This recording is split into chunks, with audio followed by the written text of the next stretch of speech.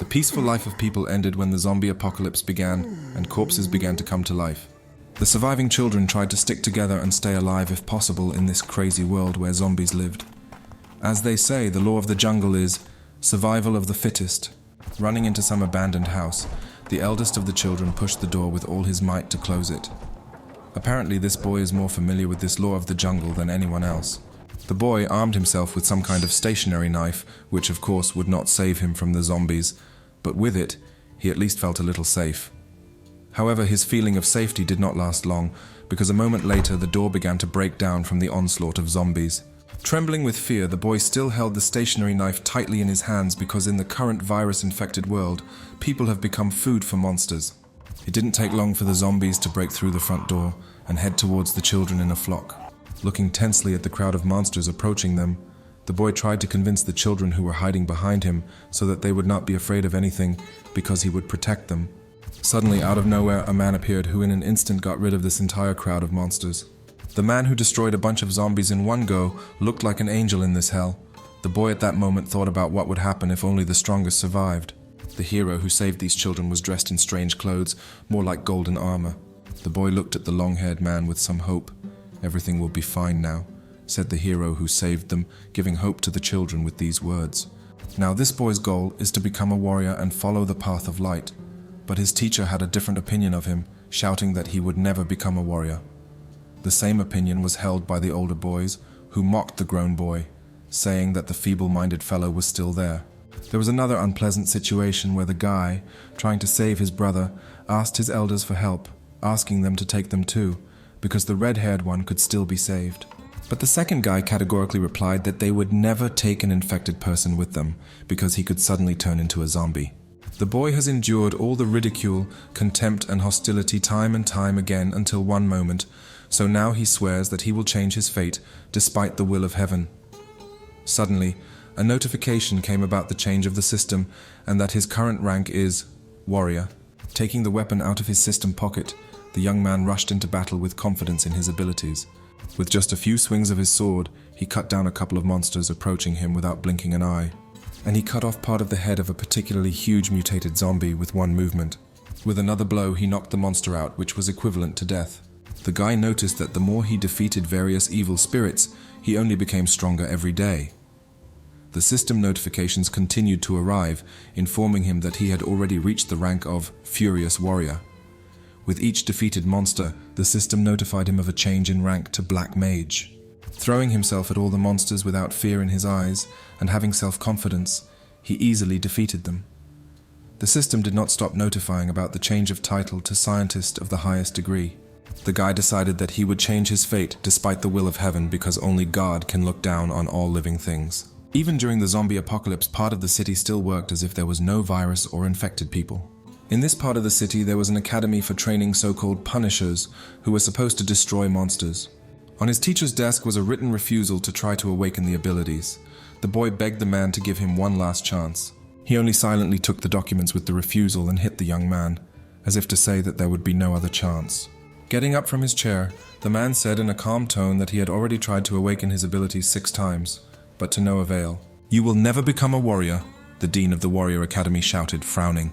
The man was a B-rank warrior, and had also previously been a member of the scientific research team. Our main character was named Lin Wenxing. He was 17 years old, and naturally, he did not have any rank yet. The guy finally lost his nerve and left the building. He felt like a complete failure because no matter how hard he tried, he didn't pass even on the 6th try. Lin Wenxing even began to think that he was not destined to become a warrior.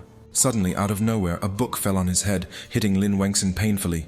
"It hurts," the guy said, raising his voice and rubbing his long-suffering head. Raising his head to the sky, he saw a redhead who, using his abilities, was flying. Lin Yutao raised his fingers and greeted the boy. The red-haired boy was Lin Wenxing's younger brother, 16 years old, and had already received his title, Rank C Wind Style Master. Lin Wenxing smiled when he saw his brother. The lowest rank for warriors is F rank. Lin Yutao was promoted to C rank immediately after waking up, and he was still a minor, a genius. What else can you say? Sitting next to his older brother, Yutao sighed heavily, realizing that he still hadn't received his rank. While drinking water, Yutao told him not to worry, because the main thing was that the brunette had protected the red-haired boy since he was little, so now it was his turn to protect the elder. Lin Wenxing only sighed sadly at this, agreeing. Looking ahead blankly, Lin Wenxing said that he would most likely return to District 22nd in a few days. Lin Yutao looked at his brother in surprise, asking what he was talking about. At some point in 2050, the entire world was overrun by zombies infected with the Z virus. Only warriors can fight them, people who have abilities. If you prove yourself, you will gain access to the City of Horizon. Those whose abilities have not awakened are called privates and are expelled from the academy upon reaching adulthood. Suddenly, Lin Wenxing's attention was drawn to a girl standing nearby. When he saw Zilan, the guy for some reason blushed, as if he was seeing the girl in person for the first time. Rijik, without wasting time, raised his hand and shouted to the girl that they were here. Lin Wenxing blushed even more and nervously asked what he was shouting about. Zilan smiled at them warmly. Bringing his brother to the girl, Yutao told them to chat, but unfortunately he had to go. Yutao gave his elder brother a final wink and wished him luck in this matter. Smiling at his brother, Lin Wenxing quietly called him a fool in a brotherly manner. He suddenly remembered little Zilan. Lin Wenxing had been so busy trying to overcome the rank of private for several years that he had no time to talk to Zilan. The guy decided that he needed to chat with her at least before leaving. He stood there like a statue, not knowing how to start the conversation. "How lucky to meet you here," Lin Wenxing said, scratching his head. Zilan agreed with him, asking if he had awakened his abilities yet. Suddenly, someone came up from behind and grabbed the guy by the hair, forcing him to step back. Li Wei smiled with a grin and told his friends to look. This idiot is on a date. This guy is a D rank and has already received his title, Warrior of the Metal Style.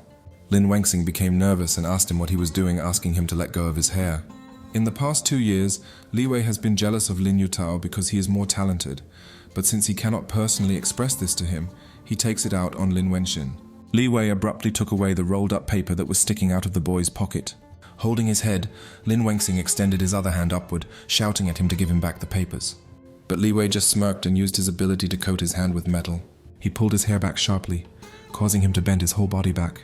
"Hey, I'll just take a look. What's wrong with that?" Li Wei asked with anger in his eyes.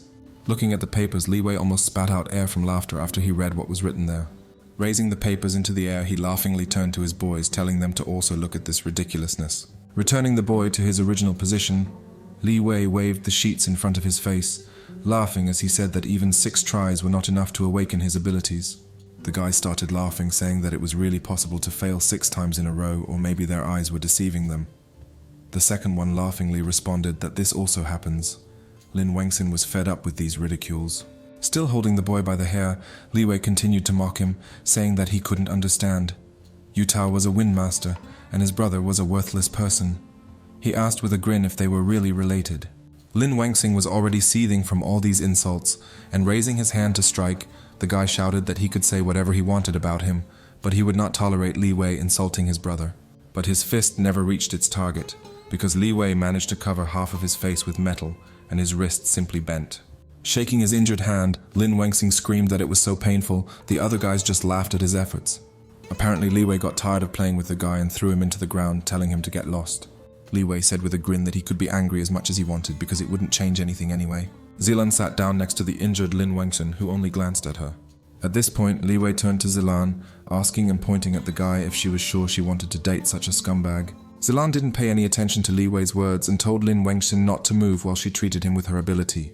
Coming closer to them, Li Wei said in surprise that he had never met a D-rank warrior therapist before. He walked up to the girl abruptly and roughly grabbed her hand, telling her to spit on this scum of society and come with him, to which the girl immediately shouted for him to take his hands away. Lin Wenxing immediately grabbed Li Wei's pants, shouting at him to leave Zilan alone, but he only kicked Lin Wenxing because the guy grabbed his pants. After this kick, Lin Wenxing was sent flying even further, and Zilan became worried when she saw this. Still holding the girl's hand, Li Wei glanced sideways at the guy lying nearby, telling her that she should forget about this scum who only knows how to make noise. "No, come on, did you really like him?" Li Wei asked the girl, still holding her hand tightly. What Li Wei didn't know was that someone was already watching them from the air. The stranger said that he was giving him a few seconds to let go of Zilan. Li Wei couldn't understand what this oppressive feeling was. A few moments later, the guy flew away from the girl, crashing into the wall of some building. Lin Yutao appeared in front of them, hovering above them in his cloak. Did he steal it from Dr. Strange or something? Seeing Lin Yutao, Li Wei frowned, not expecting to see him right now. Lin Yutao looked down at them with a frown, clenching his fists. "I give you a second to disappear from my sight," Yutao said, looking menacingly at them. Li Wei raised his hands in surrender and deactivated the ability, saying that they were just having fun. Waving his hand at his guys, Li Wei told them to leave. They just spat on the ground, showing that they were extremely unhappy, but could do nothing about it. After landing on the ground, Yu Tao asked his brother how he was. Lin Wenxing had already half stood up and was preparing for something. Standing up straight to his full height, Lin Wenxing drooped his shoulders, saying that it was okay. He just wanted to be alone with himself for a while. Lin Yutao tried to stop his brother, but he had already started to leave without saying a word. As Lin Wenxing switched from walking to running, he understood one very important detail of this world. There is no place for the weak in this world, only the strong survive. Didn't I swear to become strong and protect them? The guy turned to himself internally. Lin Wenxing gritted his teeth and tried to understand why he was the only one who was of no use. Having entered the tower, he climbed to the very top and began to think rationally, because following the lead of the pity party is not a solution, so he needs to do what is in his power. Suddenly he noticed that there was some kind of commotion brewing a few buildings ahead, and that a huge cloud of dust had risen. Just by noticing one huge claw, Lin Wenxing already understood what kind of monster had appeared there. In 2050, the entire world was overrun by zombies infected with the Z virus. They are extremely tenacious and ordinary weapons are no match for them. Only warriors with special abilities can resist them. But even with a large number of warriors, people are unable to defend their lands, and the reason for this is mutants. Heading down the stairs, Lin Wenxing understood that there could be no mistake. It was definitely a mutant. Having descended, the guy noticed that quite a lot of people had already died. Frowning, Lin Wenxing clenched his fists as he looked at all these dead bodies. This meant only one thing. They were already very close. Suddenly he heard someone calling for help. Turning around, the guy saw Zilan lying on the ground, and also the zombie who was walking towards them both from behind. He walked slowly but confidently. Lin Wenxing immediately realized that the girl was in danger, and looking around, he accepted the sad news. There were zombies everywhere, and he was not a warrior. Perhaps this would be his end, but it was unlikely. He was the main character after all. The girl was about to become infected by the zombie, but for some reason she didn't feel any pain, and opening her eyes, she saw that Lin Wenxing had stuffed the zombie's face with some kind of log, somehow holding it back. Zilan stared in surprise at Lin Wenxing, who was barely holding back the zombie. But the log naturally couldn't hold the zombie back for long, and it was easily bitten through. When the zombie pounced on Lin Wenxing, he couldn't even move because this zombie was too strong. Zilan began to ask for forgiveness for something, probably for the fact that she could not help in any way. Lin Wenxing, barely holding back the monster, shouted at her to run away from here, since he would not be able to hold it back for long. In the end, the zombie raised its head to bite the guy, but someone cut off its head just in time. Lin Wenxing looked at the zombie's head rolling away in confusion at first. Yu Tao and Li Wei ran up to them. Lin Yu Tao asked them if they were okay. "Oh, so you're the ones having fun here. Too bad I had to waste time to finally find you scum," Li Wei said as he approached them. Yu Tao crossed his arms and said that the zombies' defense had been breached and the zombies had invaded. Lin Wenxing added that he had recently seen a mutant zombie. This news shocked the others, and they stared at the guy in disbelief. Li Wei immediately attacked him, telling him not to talk nonsense because how could a mutant be there? Lin Wenxing looked at him sternly, saying that although it was hard to believe, but he was telling the truth because right in front of them, several dozen meters away, was a real mutant. Li Wei then asked what they were waiting for and why they weren't running for cover. To which Lin Wenxing shouted that he couldn't run for cover. Li Wei turned to him and angrily asked him what he had just said. Lin Wenxing spread his arms out to the sides and replied that they couldn't run to the academy. They had to run on the street. Li Wei immediately grabbed him by the chest, raised his hand to hit him, and said that he simply decided to kill them all. To which Lin Wenxing responded with a shout that a horde of zombies had attacked the academy. They were wandering around it, and besides, there were probably survivors waiting to be rescued. Looking stubbornly at the guy, Lin Wenxing said that the zombie horde led by the mutant would first attack places where people gathered. Therefore, if they run there, they will have a hard time. Hearing this, Li Wei gritted his teeth until they started to grind. "Using your and Yu Tao's abilities, we can destroy the normal zombies and find a way out of here." Lin Wenxing frowned and said calmly. Then Yu Tao himself arrived, saying, "Li Wei should take his hands off me, so that he and his brother could go where they thought best, and he could be on his own." Thinking rationally, Li Wei immediately said that without Yu Tao's power, he wouldn't survive, so he was with them. So they moved forward in a small group, Li Wei and Yu Tao clearing the way, and Zilan and Lin Wenxing keeping up with them. As expected. "There aren't many zombies on the route my brother suggested," Lin Yu Tao said with a smile. Li Wei just snorted and rolled his eyes. Zilan, who was running alongside Lin Wenxing, treated his head, which he had injured while holding off the zombie. The boy asked her what she was doing. Realizing that she had stopped the bleeding on his head, the young man smiled, thanking her. The girl also mirrored his smile. Yu Tao urged them on, saying that the exit was right in front of them. The others sped up and hurried after him. Lin Yu Tao noticed with a smile that there was a rescue vehicle ahead. Looking at his brother with a smile, Yu Tao said that in a critical situation, his brother would always find the right solution. Lin Wengxing also smiled, realizing that even if he was not a warrior, he was still good for something. Suddenly, Yu Tao shouted loudly at Lin Wengxing to duck. Lin Wengxing didn't understand what his brother was talking about at first. After all, he couldn't see the zombie jumping on him from above. Only a moment passed, no one even realized what had happened, when they saw that Yu Tao had covered his brother with his body, and he himself had been bitten. When Lin Wengxing woke up, he almost panicked, asking Yu Tao how he was and if he was okay. He immediately noticed the back of his brother's head where the zombie had bitten him. Everyone was in the rescue team's car in an instant. Lin Wengxing took his brother with him and, approaching the car, began to ask that they also be allowed to get in the car, since Yu Tao could still be cured. But the driver immediately refused him, saying that they would never take an infected person with them because he could suddenly become a zombie. Lin Wengxing tried to convince him that Yu Tao was a very strong warrior, so he could be useful, so the guy would not leave him there. Li Wei told them to stop chatting because if they weren't going to go, he would run on foot. But then something happened that no one expected. Zilan pushed Lin Wengxing and his brother away from the car. Looking at her old friend in bewilderment, Lin Wengxing asked why she was doing this to them. She answered with disgust in her eyes that he was a simple private, but she wanted to live like that. In an instant, the car door closed and it drove away. Lin Wengxing could only shout after them not to leave. Tears welled up in Lin Wengxing's eyes from helplessness. He couldn't understand why this was happening. Looking at this whole crowd of zombies, complete with a mutant, Lin Wengxing thought that it looked like they would die there. He started to hate himself for being such a weakling. His own life wasn't as important as his brother's. He was a genius. How could he let him die? The image of the man who saved them appeared before his eyes again, and he thought that if only Lin Wengxing were as strong as their savior. Reaching out to something unknown, he began to beg for a chance, just one chance to become like their savior. As Lin Wengxing burst into tears, he only thought that he wanted to change his fate. "If so, here's your chance," said something out of nowhere, and the next moment a huge beam of light appeared from the sky. This beam destroyed the zombies surrounding them, and at the same time equipped Lin Wengxing with armor. Now Lin Wengxing was positively glowing with a power that appeared out of nowhere. A notification came that the system change had been activated, and also that his current rank was Warrior. Looking at the zombie corpses around him, Lin Wengxing couldn't believe that he did this. Suddenly, a system notification popped up in front of him, and Lin Wengxing immediately paid attention to it. The system notified him that the operation was successful and the danger had been eliminated. Lin Wengxing stared at the window and asked out loud what it was. Suddenly, something screamed out a zombie attack alert at the top of its voice, and Lin Wengxing immediately turned to the side. Indeed, at that moment, 2 zombies were heading towards him, who were clearly not intent on a peaceful conversation. Lin Wengxing successfully dodged by jumping away from the spot where the zombie had just struck. Having landed successfully after the jump, Lin Wengxing mentally thanked the system for such a boost.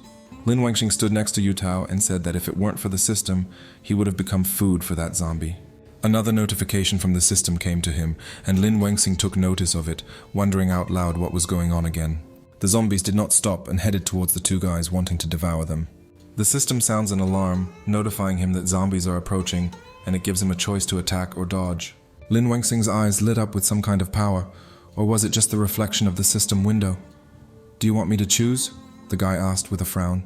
Looking at his brother behind him, Lin Wengxing noticed that if he dodged, Yu Tao would be in danger. Looking resolutely at the approaching zombies in front of him, Lin Wengxing realized that he could only rely on himself now. The system began to control his hand, and the guy, who was not ready for this, was surprised that the hand was moving on its own. Without thinking twice, he rushed towards the zombie because the best defense is an attack. With this system, Lin Wengxing destroyed the zombie with just one blow. The corpse fell to the ground and began to evaporate, leaving behind a strange black smoke. Lin Wengxing looked at his hand in surprise, which was wrapped in some strange grey haze in the shape of a flame.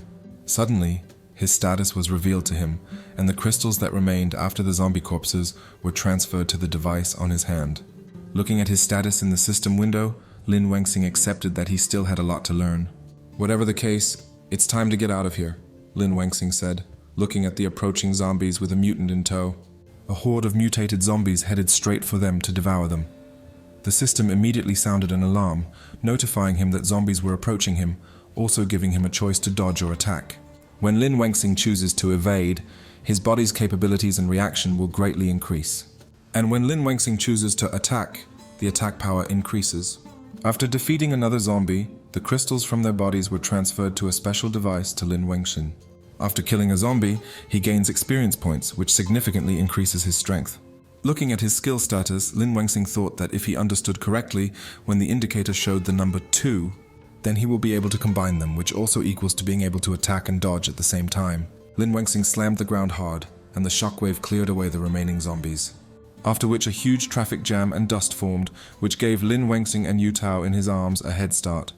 Of course, the number on the indicator depends on its parameters, and what else did he want? Taking the unconscious Yu Tao into his arms, Lin Wengxing realized that although the number on the indicator depended on his parameters, he had enough strength to use attack and evasion together. Holding his brother tightly in his arms, Lin Wengxing calculated the possible moves, thinking that this would come in handy when retreating. The experience point indicator finally reached the second level and showed 2. The weather wasn't exactly bad, but it wasn't good either. Lin Wengxing and Yu Tao hid behind a half-abandoned building. Having put his brother down next to him, the guy sat down to rest a little, thinking that he had finally broken away a little. "We need to take Yu Tao there as soon as possible," Lin Wengxing said, looking at his unconscious younger brother next to him. But the mutant got them here too, although it seems that they went far enough for him not to find them so quickly.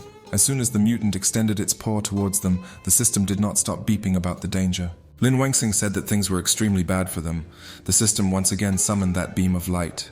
The zombies that were near the academy were supposed to be killed by high-ranking warriors, which is basically what happened. A fairly large group of warriors arrived at the scene. Li Yun, a warrior of a rank, having looked at almost everything, said that everything there was also quite sad. One of the warriors who was under his command approached him and reported that everything was calm on the territory of the academy. Currently, only normal zombies have been spotted, no sign of mutated ones. The guy with glasses said, pointing at the zombie that the second warrior was holding by the head. Turning around, the captain asked them if there were any survivors in the academy. The guy in glasses immediately answered that there were none, but he was unable to inspect the inside. Looking at one of the towers, Li Yun said that they needed to find the source of the disaster as soon as possible, because it couldn't be allowed to get close to the horizon. The blonde guy who was holding the zombie's head squeezed it hard, destroying the monster. Suddenly, a pink-haired girl from the squad came running from the side of the buildings, saying that there were survivors there. Lin Wengxing was lying with Yu Tao in some strange hole, and his brother was apparently already in the process of infection. Having woken up, the boy put his hand to his long-suffering head, but then suddenly noticed that his brother's eyes had turned red. After a quick inspection of Yu Tao, Lin Wengxing noticed that he had a high level of infection, but fortunately he was not injured. Thinking back to the attack he had made some time ago, Lin Wengxing thought that it was good that he had managed to activate the enhancement at that moment. Otherwise, the zombies would have torn them to shreds. Turning his gaze back to his infected brother, the boy thought that he needed to be taken to the hospital as soon as possible. Suddenly, the pit they were in was surrounded by a squad of warriors who were searching for survivors. The guy in glasses pointed a gun at the guys like everyone else in the group, shouted for them not to move. Seeing them, the hope of saving his brother was once again kindled in Lin Wengxing's heart. "If he understands our speech, it means he is healthy," Li Yun said, looking at the guys who were lying in the pit. Judging by their vests, they are from a squad of warriors. Lin Wengxing mentally identified the people who had arrived. The guy would have tried to explain who they were, but he was rudely interrupted, not letting him finish. The captain of the warrior squad said that they must first answer a question because it depends on whether they will pull them out or not. "Have you been bitten?" Li Yun asked, looking intently at the guys. Lin Wengxing sighed heavily, noticing the coldness in his gaze. As he began to rise to his feet, the boy realized one important detail. It was useless to lie to these guys. Rising to his feet, the young man confidently declared that he himself was safe, but his younger brother had been infected. Li Yun also stood up, telling the guy that if that was the case, then he should leave him in the hole and get up himself. Lin Wengxing began to contradict him, saying that his brother could still be saved, and besides, he had savings, so once he reached the horizon, he would be able to cure him. But he was interrupted by that guy with glasses, shouting at Lin Wengxing not to be stupid, because the cure for the infection was very expensive, and besides, you had to be an A-rank warrior to help contain the infected. Otherwise, it would eat you up. Moreover, if this guy is still resisting the virus, he must be strong, the same guy noted, looking at the red-haired guy. The guy with glasses explained that when a strong person becomes infected, the likelihood that he will turn into a mutant is high. Pointing the weapon at the infected man, the young man told him to step back. otherwise he would finish him off too. Lin Wangxing glared at the warrior and the squad, because they didn't even want to listen to him, but he couldn't leave Yutao there. Opening his status in the system window, the guy gloomily realized that in this case, he would have to fight them. It's at this very moment that the skill slots are empty, damn it. Lin Wangxing suddenly noticed something strange in the system window. It looked like someone's location. The guy in glasses suddenly screamed, asking what he was doing, to which the girl said that the deputy captain was too cruel. The guy also loudly told the girl in response that if they just stood there, they would miss the mutant. Hearing them talk about the mutant, Lin Wangxing once again turned his attention to the strange beacon that was marked in red on the virtual map. So putting two and two together, the guy realized whose location it was and shouted to the squad of warriors that he knew where the mutant was. But first he set his conditions that they would leave his brother alone in exchange for the young man helping them find the mutant. The captain's deputy immediately shouted and asked what kind of nonsense he was talking. Li Yun remembered his sister, who was apparently sick with something. The captain got straight to the point, asking if they had ever encountered a mutant, since there were signs of a battle and a deep wound. Lin Wangxing confidently replied that he did, looking intently at the squad of warriors. "Okay, I believe you," Li Yun answered, putting his hands in his pockets. The guy with glasses was very surprised by such an answer. The man frowned and said that it was his decision as captain. Li Yun addressed the youths in the pit, telling them to take them to the mutant, starting to say that if the infected showed aggression along the way. But Lin Wangxing finished for him, sullenly saying that in that case he would kill him himself. The captain smiled at the result, thinking that it would be like that right away. Having pulled them out of the pit, the deputy captain asked in which direction the mutant had gone, warning that if he lied, he should expect no mercy. Looking at the virtual map again, Lin Wangxing began to think the blue dot was moving at the same time as him, which meant that the monster shouldn't be that far away. Having thought over his answer, the guy confidently pointed towards the academy. Lin Wangxing said that the mutated one was still in the academic institution. Using her powers, the pink-haired girl reported that 195 was directly in front of them, and 77 was to the southeast. Tracking the zombies' directions, the girl said that there were 97 zombies heading from east to west. Suddenly noticing something, the pink-haired girl frowned, staring somewhere.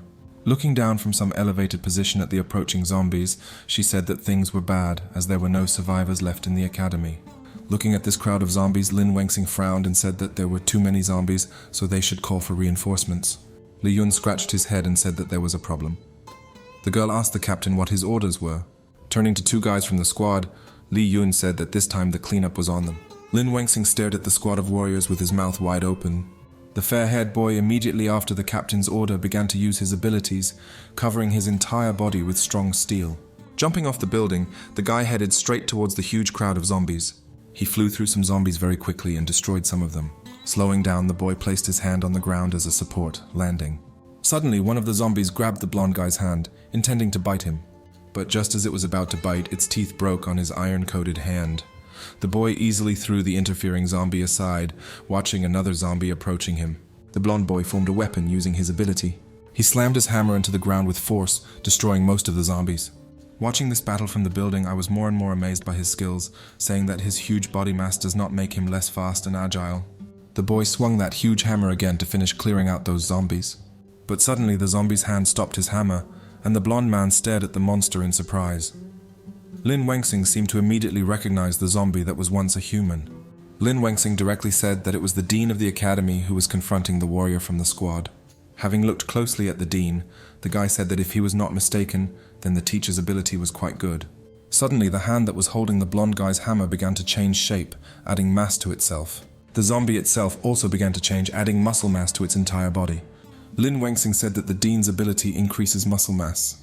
After using the ability, the zombie eventually became mega huge. The fair-haired guy now understands perfectly well that he is no match for this giant, but still tried to restrain him. Suddenly, out of nowhere, a bullet flew out and destroyed the zombie that was in the way. The deputy captain tried so hard that even Lin Wangxing stared at him in surprise, amazed at such a well-coordinated teamwork. The blonde-haired man took the head of some zombie in his hand without even grimacing. Having crushed the zombie's head, the guy reported that the area was finally cleared. The blonde man looked up with his 4 pupils, saying that they could go further.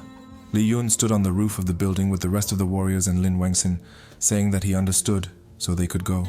Although I hated the dean, he was one of the strongest in the entire academy, and it was said that he was even a member of a small troop of warriors. Lin Wangxing said with a frown. Looking at the warriors from the squad walking ahead, the guy thought that this is what the strength of today's warriors is like. While passing by the corpse of his former dean at the academy, the system secretly lured and took the crystal from his body.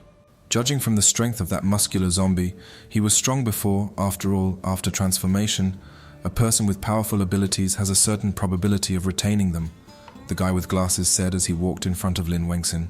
Looking over his shoulder at the boy and his brother, the deputy captain said that his younger brother was also strong, asking at the same time whether he had lost faith in his own strength and was ready to take responsibility after seeing what had happened. To which Lin Wengxin stubbornly looked at the shooter, confidently saying that he would not change his mind because he was his brother.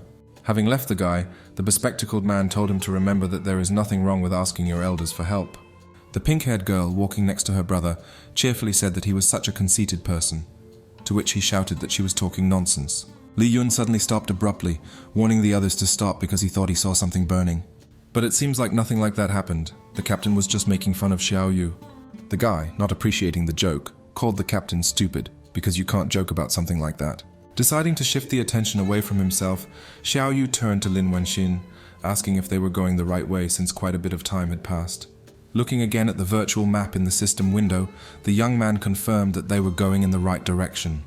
Although he was using the map for the first time, he was sure of what it was displaying. They came to some building and using her abilities, the girl, without opening her eyes, said that inside there were more than 100 ordinary zombies and also some strange creature, most likely a mutant. "Well, let's make sure," said the captain, opening the window which was on the roof of the building. When Li Yun opened it, everyone immediately looked inside to satisfy their curiosity. As soon as they looked inside, they were surprised to see the creature that was inside the building. It was an extremely strange sight to see a mutant standing on stage and acting out something, while zombies sat quietly on chairs watching it. The mutant danced on stage in front of the zombies to some melody. Lin Wengxin cursed, frowned, and said that this beast had attacked the academy and turned all the students into zombies. Li Yun added that it was impossible to predict the behavior of mutated zombies. Rising to his feet, the captain put his hand on the boy's shoulder and said that he and Luo Xin would stay there and they would sort things out themselves. The other two, without contradicting the captain, confidently jumped after Li Yun into the window of the building through which they were supposed to get to the assembly hall. "If I could use my power at the right time, I would help them," Lin Wengxin said, looking at his status in the system window again. Looking at the gain indicator in surprise because that indicator had recently been at 0. Luo Xin calmly told him not to worry because they were very strong, which meant they could handle it. Luo Xin was born in the 24th district, near the city of Horizon. There are about 26 districts in total. The higher the number, the further from the horizon they are. There is nothing to say about the safety in her district. Li Yun, Xiao Yu, Luo Xin, and Ida Li are orphans, which is not surprising at all. In order for people like them to survive, they had to risk their lives searching for food in places overrun with zombies. After each foray, the four of them, the last surviving orphans, shared their food like a family. She was lucky to meet them then because they supported each other. But she was too naive. She didn't understand that sooner or later luck could turn away. And when it happens, only strength will save their lives. They have long since learned this life lesson that only force can protect people. And nothing more, this lesson is already ingrained in their heads, so now strength is very important. After landing, Xiao Yu began shooting at the zombies with both machine guns, sparing no one. Ida Li also used his ability, crushing the zombies' skulls over and over again, thus destroying them. The mutant was about to attack, but Li Yun easily cut off his head, not allowing him to make a move. Standing near the mutant's body, Li Yun looked at him over his shoulder, saying that they were stronger, so they decided. Lin Wengxin was amazed that they could easily destroy such a strong mutant. In fact, the captain, a warrior of rank A, could have been working in the horizon for a long time, since he doesn't want to leave us. The girl started the conversation, but didn't finish. Suddenly flustered, Luo Xin said that she seemed to have said too much, but Lin Wengxin realized almost immediately that she must like that man with the beard. To change the subject to something safer, the girl suggested going down to the rest of the warrior squad before the guy started making fun of her. When they descended with the help of Luo Xin's ability, the others had already completely cleared out the academy's territory.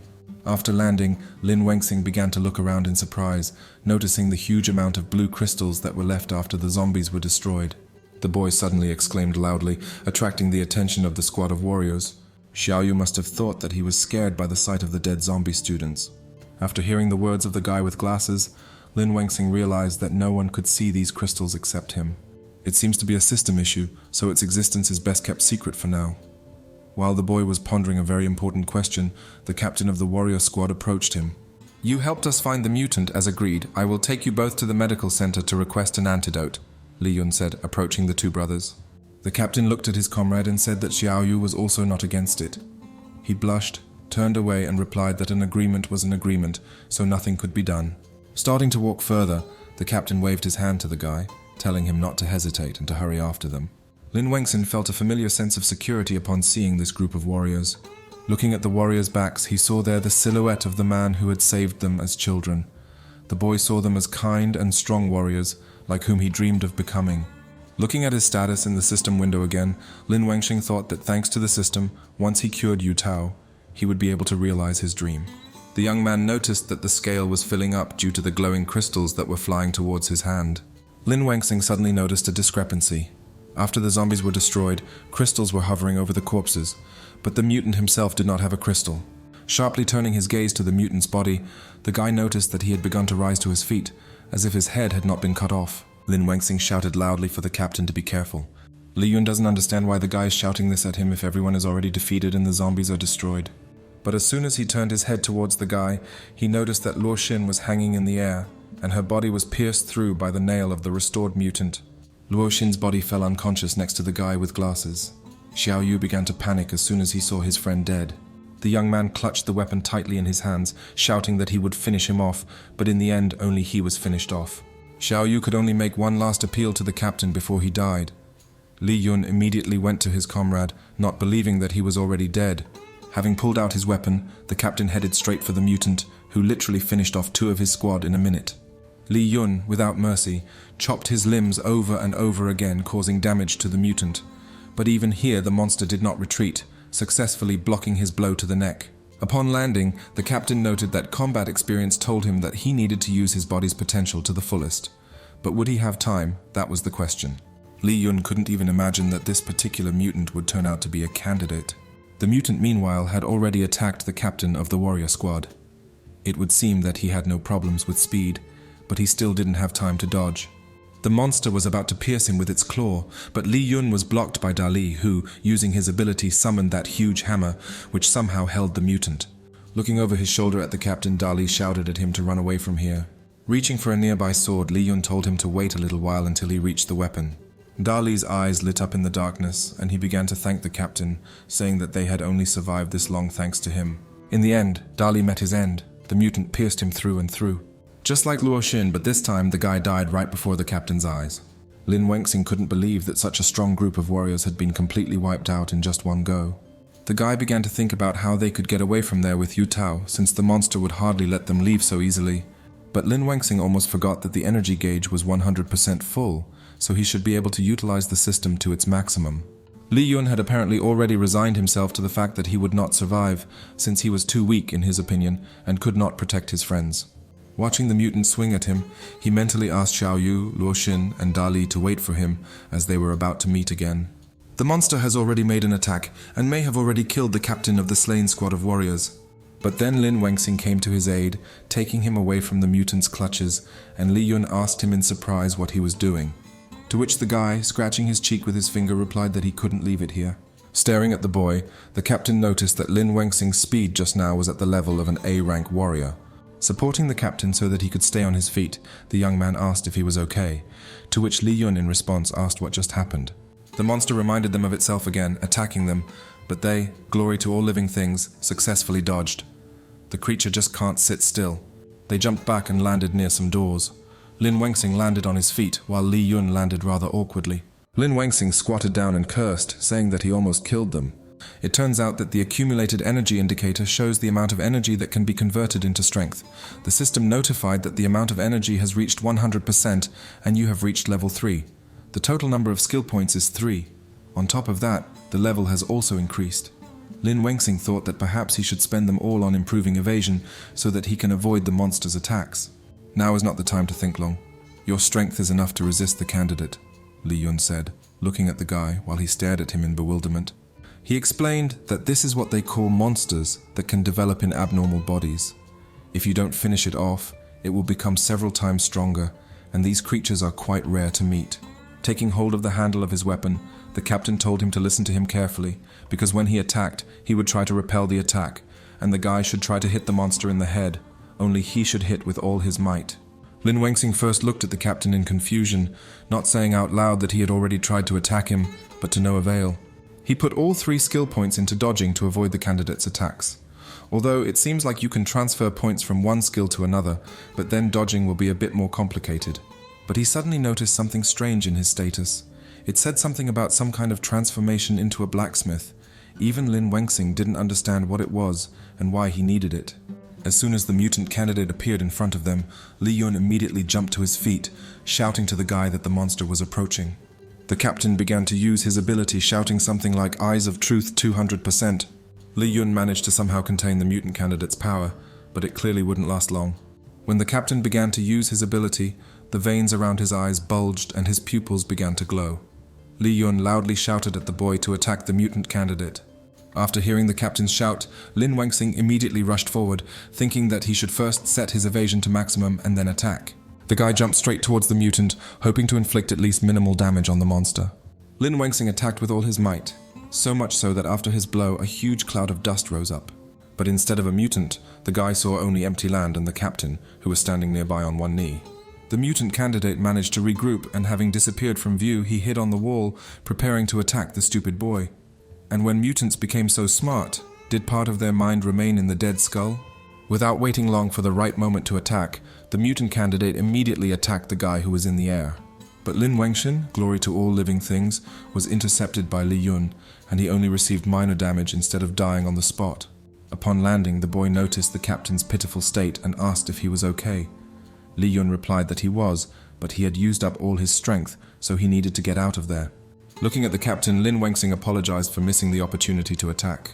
"No, it was me who made a mistake," Li Yun replied. Li Yun asked if his ability was of the strength class. The youth, not understanding the elder's question, asked again. The captain explained that a warrior's ability could be divided into 4 classes: strength, speed, skill, and energy. Typically, warriors specialize in one of them, and the others are relatively weak. Your ability also belongs to one of them, but you can only choose one class. If you don't have a warrior's weapon, you won't be able to defeat the monster. Li Yun continued to explain the basics to the guy. Lin Wengxing stared at the captain in surprise, as if he was hearing about this for the first time. He pointed to his sword and said that, like his sword, the weapon gives him additional power that compensates for the shortcomings of the warrior's ability. But now he can't get the weapon, because it must undergo the appropriate rituals. The young man suddenly remembered that strange button for transforming into a blacksmith. But if the transformation failed, then he would have to run away, taking Yuta with him. The captain sternly told the boy to take his brother and escape from there. To which Lin Wengxing categorically refused, saying that if they were to escape, they would do it together. "But if you don't protect someone close to you, then what's the point of continuing to live at all?" Li Yun asked, looking at the bodies of his dead comrades. For some reason, Lin Wengxin once again remembered the silhouette of the man who had saved them in their distant childhood. Starting to rise to his feet, the guy said that he agreed with the captain. But there was one thing. The young man stood up confidently, saying that this was why he would protect him using the same logic. Lin Wengxing shouted loudly so that the system could begin the transformation. The system, so to speak, happily carried out his order, covering him from head to toe in a strange suit, giving him a huge hammer and a huge nail. It seemed to have created something like Captain America's suit. Looking at his transformation and the tools in his hand, the young man read in the status that he had become a blacksmith. The mutant candidate didn't wait, gradually approaching them, opening his huge mouth with a bunch of teeth. Raising his hammer over the nail, Lin Wengxing spoke to the system to make him a weapon that could destroy this monster. When the young man hit the nail with a hammer, there was a small flash. And a moment later, the guy had a ready-made weapon in his hands, which, according to the system's standards, would be able to destroy the mutant candidate. Li Yun stared in surprise at the guy who literally created a weapon for himself out of nothing. "So you have a system?" the captain asked him rhetorically. The system notified that his rank had been changed to warrior, also warning that the energy distribution system was currently at low values, so if the energy output was too large, the system could break down. After reading the warning that the system might crash, Lin Wengxing knew he only had one chance, so he headed straight for the mutant's mouth. Confidence played in his eyes because the young man understood that a mistake was unacceptable here. So he made a huge swing with his sword towards the mutant candidate's mouth.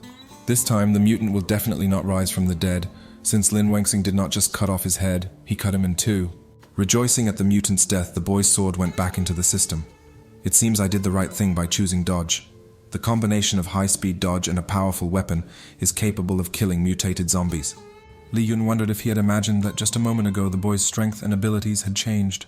Meanwhile, a red crystal fell out of the mutant's body, and without a second's thought, the system lured it to the guy's hand, and he, from the sudden addition of the crystal, felt severe pain in his hand. The system also didn't forget to notify him that his level had been raised to level 4, so the mage title was now unlocked. As he lost consciousness, Lin Wengxing only managed to say that that was it, realizing what the sharp pain was about. As soon as the young man fell to the ground without strength, the captain immediately ran up to him, asking if he was okay. Slowly coming to consciousness, the guy began to slowly open his eyes. At first, not even understanding where he was, it even seemed to him that he was at home. Opening his eyes, he saw in front of him, alive and well, his younger brother, who, approaching him, asked if he was awake yet.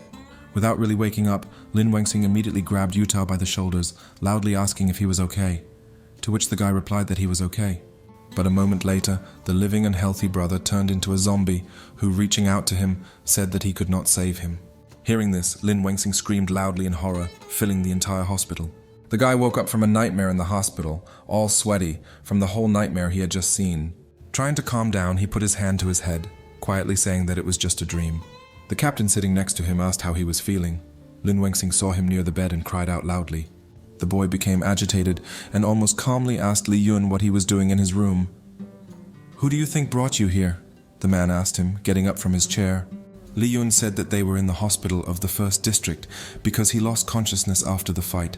3 days had already passed since then. Suddenly remembering his infected younger brother, the young man asked for him and where he was. Heading towards the exit of the ward, the captain said over his shoulder to the boy to follow him. As they walked down the corridor, the nurses and doctors whispered that the one with the sword was the only one of the entire squad to return. Walking slightly behind the man, Lin Wengxing smiled and remarked that he was quite famous there, to which Li Yun calmly replied that it was thanks to the guy. Not understanding how he had helped him, the young man looked at the captain walking ahead with a question in his eyes. Having walked only a short distance, they found themselves near a door to a ward, near which stood an armed man. The soldier, seeing the captain, sharply raised his hand to his head, saluting. The man, passing into the ward, said to the freely armed soldier. Lin Wengxing, under the man's watchful gaze, followed the captain inside. Having already entered someone's room, Lin Wengxing frowned, staring at something or someone in surprise.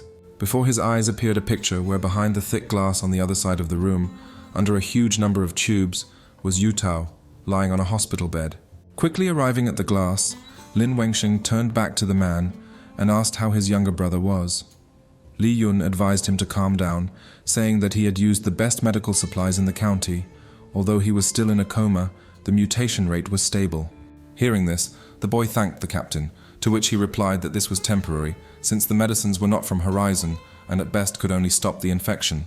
Li Yun also warned that once the treatment stopped, his brother's condition would quickly worsen. "If you want to save your brother, you need to go to Horizon and become a professional warrior," the captain added, speaking about the condition of the infected. Lin Wengxing realized that he needed to obtain a rank higher than Captain Li and no lower than A rank. Although this was previously a distant dream for him, now that he has this system, it will be a piece of cake. "As an A-rank warrior, I can recommend you to take the qualification exam," the man said, looking straight at Lin Wengxing. Lin Wengxing couldn't believe his ears and asked if it was true. Coming closer to the guy, Li Yun set a condition that before this he must tell him about his strange power.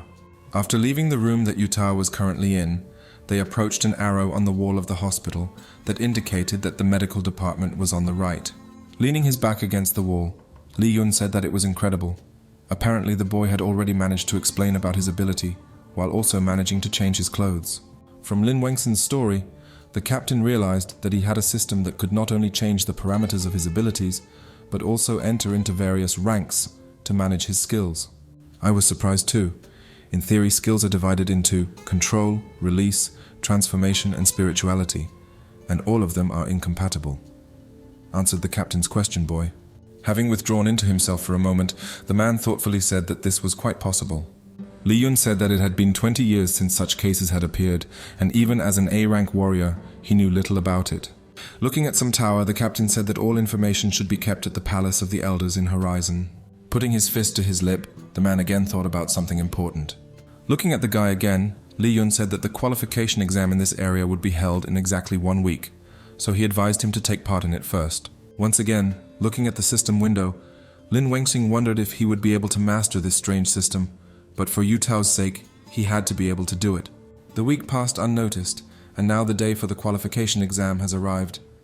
Quite a lot of people have gathered near the Warrior Association. Walking next to the captain, the boy noticed that there were quite a few people there who wanted to take the exam, to which Li Yun replied that those who came had received recommendations for promotion, so their strength should not be underestimated. Looking at the boy, the man asked if he had mastered his ability well. Lin Wengxing replied that a week of practice had helped him master the system a little. Saying that it was excellent, Li Yun filled it up for him so that he would not forget what they had talked about before. The young man remembered that the captain had told him not to tell anyone about the system, because the chain of relationships within the association was very complex, so it was better not to attract unnecessary attention. Suddenly, hearing the painfully familiar voice again, Lin Wengxing stopped in horror. Frowning, the young man turned to the traitors, at the same time thinking about how to behave with them. Li Wei shouted loudly, why was he still alive and well if they left him there to die? Zilan was mentally amazed that the guy had no chance of surviving, but he was standing in front of them, alive and well. Using his ability, Li Wei swung at Lin Wengxing, shouting that someone like him came to take the exam. This must be a joke. But Lin Wengxing was also no pushover, so he easily stopped his attack this time with just one hand. Li Wei, after stopping his punch, felt a very strong pain in his arm, so much so that he even fell on all fours. He tried to understand what kind of strength Lin Wengxing had, and what he was made of in general. At this point, Zilan intervened and began to justify herself, saying that she had to, so to speak, throw him out of the rescue vehicle. But the guy didn't even listen to her stupid excuses, because she had already shown her true self, so he just walked past her. Looking coldly at the girl, Lin Wengxing said menacingly that he would deal with her during the qualification exam. The girl trembled from the horror that filled her, either from his words or from the look with which the guy looked at the girl. What are you talking about, Wengxing? I'm glad you're back, Zilan said to the boy, putting on a compassionate expression. She blushed a little and looked away, saying that she had been worried until now, worried about whether he would make it out alive. She said that they could try again. Lin Wengxing fake coughed and asked if she had the courage to ask, to which the girl cheerfully asked what exactly she should ask. Looking coldly at the girl again, the young man asked if she had the courage to ask where Yu Tao was now. After mentioning Lin Yu Tao, Zilan suddenly fell silent, quickly thinking about what to say. Lin Wengxing clenched his fist until it hurt slightly, told her not to worry, he was alive after all, so he would understand if she abandoned him, a weakling. Looking at her again with an icy expression, he said that he would never forget that she abandoned the injured Yu Tao. As he passed by the girl, he said that it was unforgivable that she left the wounded Yu Tao there. Captain Li, let's go, Lin Wengxing said as he walked up to the man. Li Wei turned to Zilan and, shaking his sore hand, said that the guy must have had a hard time. But when he looked at the girl, she was radiating some strange and dark energy. He won't forgive? How dare he talk to me like that? Zilan asked angrily. She bit her nail so hard that it started bleeding. The girl kept saying that he would pay for it. It looks like the first part of the exam took place on the track, and it's clear that no one complained because physical strength is a huge plus. Indeed, it is obvious why warriors are tested to determine their physical abilities. Before entering after the examinees, Li Yun stopped, saying that he could not go further with him. The captain explained that the recommendation test consisted of 2 parts. The first was a test of physical ability, the second was a test of his abilities. When the man said that it was forbidden to use abilities in the first stage, Lin Wengxing was very surprised. Looking at those running ahead, the young man thought that this is what they are like, the best of the best. Even without abilities, they run very fast. Looking at his status in the system window, Lin Wengxing thought that although he had a system, he still needed to pass the test on his own. He accidentally looked to the side and suddenly noticed something or someone. It was a blonde girl who was running nearby. Seeing her, the guy thought that at least he was not the only one. The young man smiled at his thoughts, looking at the girl, who, noticing such attention to her person, blushed and, frowning, said that she had already overtaken him by 1 lap. Returning her attention back to the track, the blonde said that if she were in his place, she would have already given up everything. Lin Wengxing frowned when he heard her opinion that she would have given up on everything already since she wasn't in his place. Besides, now he is responsible not only for himself. Thinking about this, the guy sped up, overtaking the blonde. Seeing this, the girl only smiled, thinking that he was still full of determination. Lin Wengxing leaned on his knees, breathing heavily after running for such a long time, and yet he barely made it. Looking at the other guys taking the exam, the guy couldn't understand what was wrong and why he was the only one who was exhausted. Then something cool was suddenly brought to his face, and the guy didn't even immediately understand what it was. The boy jerked and cried out that it was cold. The blonde girl just laughed, holding a bottle of cool water in her hands. Holding his cheek, Lin Wengxing looked at the blonde skeptically, asking what she was doing, to which she simply replied that she had brought something to drink. Having thanked the girl, the young man took the water and began to quench his thirst. The girl, crossing her arms over her chest, frowned and said that she had not expected him to run. The blonde also smugly added that unfortunately he was the last one to arrive. The girl became serious and said that it was his own fault since many masters of sports took part in this test. There's even Zhao Lin from the 2nd district here. He was trained as a first-class warrior and graduated from the academy with top marks, the blonde said, pointing at one of the guys. Also present was Feng Yufan, a boy genius from the 3rd district, whose abilities in education were at the highest level. On top of that, there was also a rising star, Zhou Jiqiang, who had once been part of the fighting squad. Frowning, the blonde said that it could be said that this time, everyone who came to the exam was the future elite of Horizon. I haven't heard anything about you. You don't look like someone who has undergone long training, the blonde said, pointing at Lin Wengxin. Looking at the other examinees, the girl added that this was not an exam that anyone could take. Lin Wengxing frowned and looked at the girl, replying that he was Lin Wengxing, a good-for-nothing from District 23rd. Under the surprised gaze of the blonde, the young man said that he had his own reasons for taking the exam, and he intended to pass it. The girl burst out laughing and holding her stomach began to laugh, saying that she didn't expect to hear such a banal remark. Taking advantage of the moment, the young man frowned and asked who she was who just came and laughed. Having stopped laughing, the blonde smiled and looking at the guy, was about to introduce herself, but she was interrupted. Someone loudly announced that the examiners had arrived, so there was a deathly silence. While everyone was staring at the examiners in admiration, Lin Wengxing realized that everything that strange girl said was true. One of the examiners was a legendary A+ rank warrior named Li Yuting. The young man nervously noticed that Li Yuting was looking in his direction. Lin Wengxing became agitated, not understanding what was going on. The guy even admitted the possibility that he had noticed the system and cursed when the examiner walked in his direction. But fortunately for the guy, Li Yuting was just walking towards that strange blonde. "Junker, you came this time too," the man said affirmatively. Li Yuting said with a smile that he was looking forward to her performance. The girl responded enthusiastically that she would definitely live up to his expectations. The boy already knew the girl named Yunki, so now he tried to take a closer look. Having recognized the blonde, he realized that she was the number 1 of the 1st district, as well as the strongest student. "Examinees, I am Li Yuting, the chief examiner. I will be brief." The man turned to the others and said. Suddenly a picture opened up before their eyes where there were several units of mutants. Lin Wengxing and Junker immediately recognized what kind of creatures they were. They looked at the mutants with caution. Li Yuting spread his arms out to the sides and said that the second test was to clear out all the zombies behind him within the allotted time. The other test takers became alarmed when the boy said out loud that it meant they would be fighting zombies. Lin Wengxing turned back to look at the captain who had not warned him about this. The guy transmitted telepathically that didn't he say that a rather simple pseudo-battle awaited him. The man also answered telepathically and innocently that he himself did not know, but the captain's expression did not change at all. Li Yun wondered who made Li Yuting, the unrivaled monster among warriors, the examiner. The above-mentioned one sneezed several times, saying out loud that it seemed like someone was scolding him. Addressing the test participants, Li Yuting said that forcing them to fight with bare hands would be child abuse. "So put this on," said the fair-haired examiner, snapping his fingers. Suddenly, strange bracelets with an eerie blue glow appeared in the air above all the examinees. When this strange thing was attached to everyone's hand, Lin Wengxing said that it looked like a wristwatch. The bracelet, having activated some function, began to glow very brightly, so much so that some had to cover their eyes. Some equally strange horror began to emerge from it, covering the examinees. After being completely covered in this strange horror, armor appeared on the exam participants. As the boy understood, this was the warrior's combat gear. Some liked their new look, but Junker thought his rabbit costume was creepy. Suddenly, a window popped up in front of him, informing Lin Wengxin that his increase rate was 3%. Approaching the examiner, the young man asked what this increase in size meant. Li Yuting explained that equipment, based on his current abilities, could increase his combat power, and the stronger you were, the higher the indicator. Noticing that the guy only had 3%, he asked if he had made a mistake in the exam. Lin Wengxing mentally called him a chatterbox. The examiner, with a sly smile, said that usually the increase rate is about 10%. The woman standing next to the captain was surprised that someone showed more than 20. The other girls admired Zhao Ling, saying that his enhancement rate was 25%. The female examiner announced that Feng Yufan's enhancement rate was 22%, but he simply hissed, saying that it was not the highest. She also loudly announced that Zhou Jiqian's enhancement rate was 23%. Looking at the examinees with a smile, Li Yuting said that this time the participants were quite strong, because last time there was only one who had passed 20. Are you sure you don't want to back out?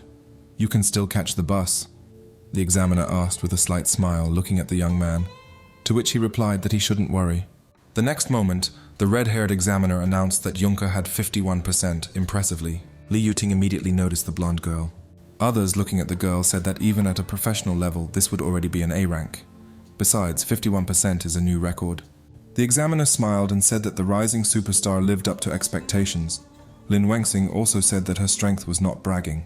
But the blonde immediately reminded everyone of herself, asking the guy if he saw how cool she was. Strength is strength, but she has a rather nasty character. I wouldn't want to deal with people like that. The examiners said that the matter cannot wait, so they declare the 11th Warrior Selection exam officially open. Li Yuting said that there were more than 150 zombies waiting for them, from normal to abnormal. They will also use drones throughout the test to monitor their progress. On top of that, the zombies have been treated with Horizon's special technology, so even if they are bitten, they will not become infected. No fluff, no feathers. The test has begun, the blonde examiner announced. The one who rushed into battle the fastest was Juncker, who crushed the zombies with her bare hands, saying that she would be the first one to go the furthest. Here, a window appeared in front of her, which informed her that the ability had been identified and the adaptation weapon had been prepared, asking at the same time whether it should be used. The girl immediately pressed yes, and a huge axe was immediately created for her out of nowhere. Seeing what she was given, Juncker smiled, saying that it was quite a convenient piece of equipment. Without waiting for anything, she immediately began to cut up the zombies with a new weapon. The others also kept up with the blonde girl, destroying the zombies one after another. Watching the others and how they dealt with the zombies with equipment, Lin Wengxing realized that it was picking up a suitable weapon. As soon as he had a similar message, he immediately chose to apply. A very bright light suddenly poured out of the bracelet, and the guy even hoped that it would give out something very unusually strong. But in the end, it gave him an ordinary knife, not even an enlarged one, just a simple, ordinary knife. Seeing what the young man had gotten through the drone's live feed, Li Yuting laughed loudly, saying that the weapon was selected based on the analysis of the ability's strength. Turning to Li Yun, the fair-haired man cheerfully said that the student he recommended was a funny guy. He didn't respond to this because he didn't know what it was. Juncker continued to chop up the zombies without stopping, like firewood. Still, her interest got the better of her, and she turned to the guy to see if everything was okay with him. She suddenly noticed that while the young man stood there confused by the equipment he had received, several zombies had already taken aim at him, and he seemed to be ready for this, so he cut off their heads with amazing ease. Li Yuting frowned and began to watch the scene more closely, asking out loud what had just happened. Li Yun smiled confidently. He was beaming with pride for the guy. This conversation took place on a certain day a week before the test. Lin Wengxing was surprised that he couldn't tell anyone about the system. Li Yun explained that on the day of the test, there would be masters much stronger than him, and if they found out about it, the man was sure that they would take the boy to Horizon for experiments. Frowning, Lin Wengxing asked how he was supposed to pass the exam in that case, to which the captain simply grabbed him by the hair without warning. He immediately asked the elder what he was doing. Li Yun created a strange glowing ball on the tips of his fingers, telling the boy to try to dodge. The man gave him a flick with the strange ball. The next moment, the young man flew at great speed towards the wall of some building. Hitting the wall, he fell to the ground, screaming slightly from the pain he received. Touching his forehead, the guy frowned and looked at the captain, loudly asking what it was and whether he wanted to kill him. "You need to quickly activate the system, dodge the flick, and close it right away," the man said, standing in front of the lying guy. Extending his hand to help the boy up, Li Yun said that this was the only way to avoid the examiner's attention. Lin Wengxing replied that he understood. As soon as the young man got to his feet, the captain said that they were continuing, but he didn't even immediately understand what the elder was talking about. To which Li Yun said with a smile that he would not sleep or rest for several days, since he would be training him. Lin Wengxing almost cried when he heard this, since it would not take long for him to die like that. While destroying zombies, Lin Wengxing silently repeated all the steps he had learned over the past few days. At the moment of the enemy's attack, activate the system, put 1 and 4 points into evasion and 1 into attack, and then dodge the blow, attack back at high speed, and finally close the system. After all, the training wasn't in vain, Lin Wengxing thought, rubbing his forehead. Watching the drone's broadcast, Li Yuting said that the boy was not as simple as he seemed. Turning back to Li Yun, the fair-haired examiner said that he looked a lot like him. The captain did not argue, but inside he was infuriated by this nickname, Brave. Looking at Li Yong, Li Yuting said with a slight smile that the exam this time would not be easy. Hearing this, the man looked at the fair-haired examiner in surprise. Lin Wengxing said that the test had just begun, but it was already taking a lot of effort, so at least 10 of them needed to be defeated. Suddenly, the system alerted him that zombies were approaching him, so combat readiness quickly returned to him since he could not relax. Before he could dodge, part of his equipment was destroyed and he was thrown into a nearby building. Ling Wengxing leaned on his hand and cursed because he couldn't dodge it, but fortunately the blow hit the armor. Lin Wengxing had completely forgotten that there were mutants there too, and that was bad because one of them was right in front of him. By the black flame, the young man immediately recognized that this mutant was a candidate. Li Yun walked up to the man abruptly, asking why the fair-haired examiner hadn't announced earlier that there would be a candidate. Don't worry. There are 150 zombies in the arena and only 30 pseudo-candidates. They can't even compare to the real ones. Li Yuting calmly answered him while drinking tea or coffee. Putting the cup on the saucer, the fair-haired man said that although they were not real, they were quite strong, and for killing them, 100 times more points were awarded than for ordinary zombies. In addition, only those who participated in the battle with mutants would be able to pass the test. Li Yun asked why the requirements for the test subjects were so strict this year, since they had no real combat experience. To which Li Yuting sternly replied that it was all because they didn't have time. Hearing this, Li Yun stared at the fair-haired examiner in surprise. According to reliable information, a new zombie king has recently appeared, causing mutants to appear more and more often. If the examinees here only encounter normal zombies, then sending them to the real battlefield will be tantamount to death, the man said sternly, looking at Li Yun. Thinking rationally, Li Yuting said that instead of letting them die there, it would be better to let them get injured during the exam and pass. At least they would be able to live on. And rightly so, because the battles are becoming more and more fierce. Li Yun thought that if you and the others had not followed his example and become warriors, then perhaps they would be alive now. The other examinees immediately began to run away as soon as they saw the mutant in their field of vision. Some tried to make some decisions because if they continued, they would die there. They even thought about quitting the test. A huge mutant hand struck the place where Lin Wengxing had just been sitting, causing a lot of unnecessary noise. The guy noticed that the number of candidates was increasing. Having landed not far from that place, the young man began to think that if he did not use the system to its full potential, then most likely he would not pass the test. But if he uses it, he will definitely reveal himself, which is of course not desirable. Looking at the broken weapon, Lin Wengxing cursed because he needed to think of what to do next as soon as possible. But then he realized that he had been distracted by his thoughts, forgetting about the candidate, who had already aimed his paw at him to attack. At that moment, Yunka appeared and destroyed the candidate with her axe with astonishing ease. After defeating the monster, the girl took a heroic pose in front of Lin Wengxing, asking if he was okay, since number one had come to save him. Looking at the blonde in surprise, the guy thanked her, thinking that he had never seen such a talented person. As soon as the other participants in the exam saw how the girl dealt with the candidate in 2 counts, they began to admire her, saying that they could do the same, and that there was no need to be so afraid.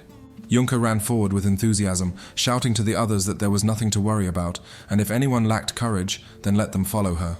No wonder she is a representative of the Horizon aristocracy, the daughter of the Yun family.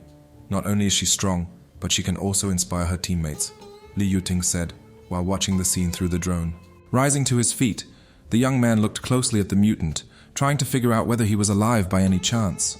And since he can't use the system, it would be better to take advantage of the chance, find a weak spot, and ultimately finish off the mutant in one blow.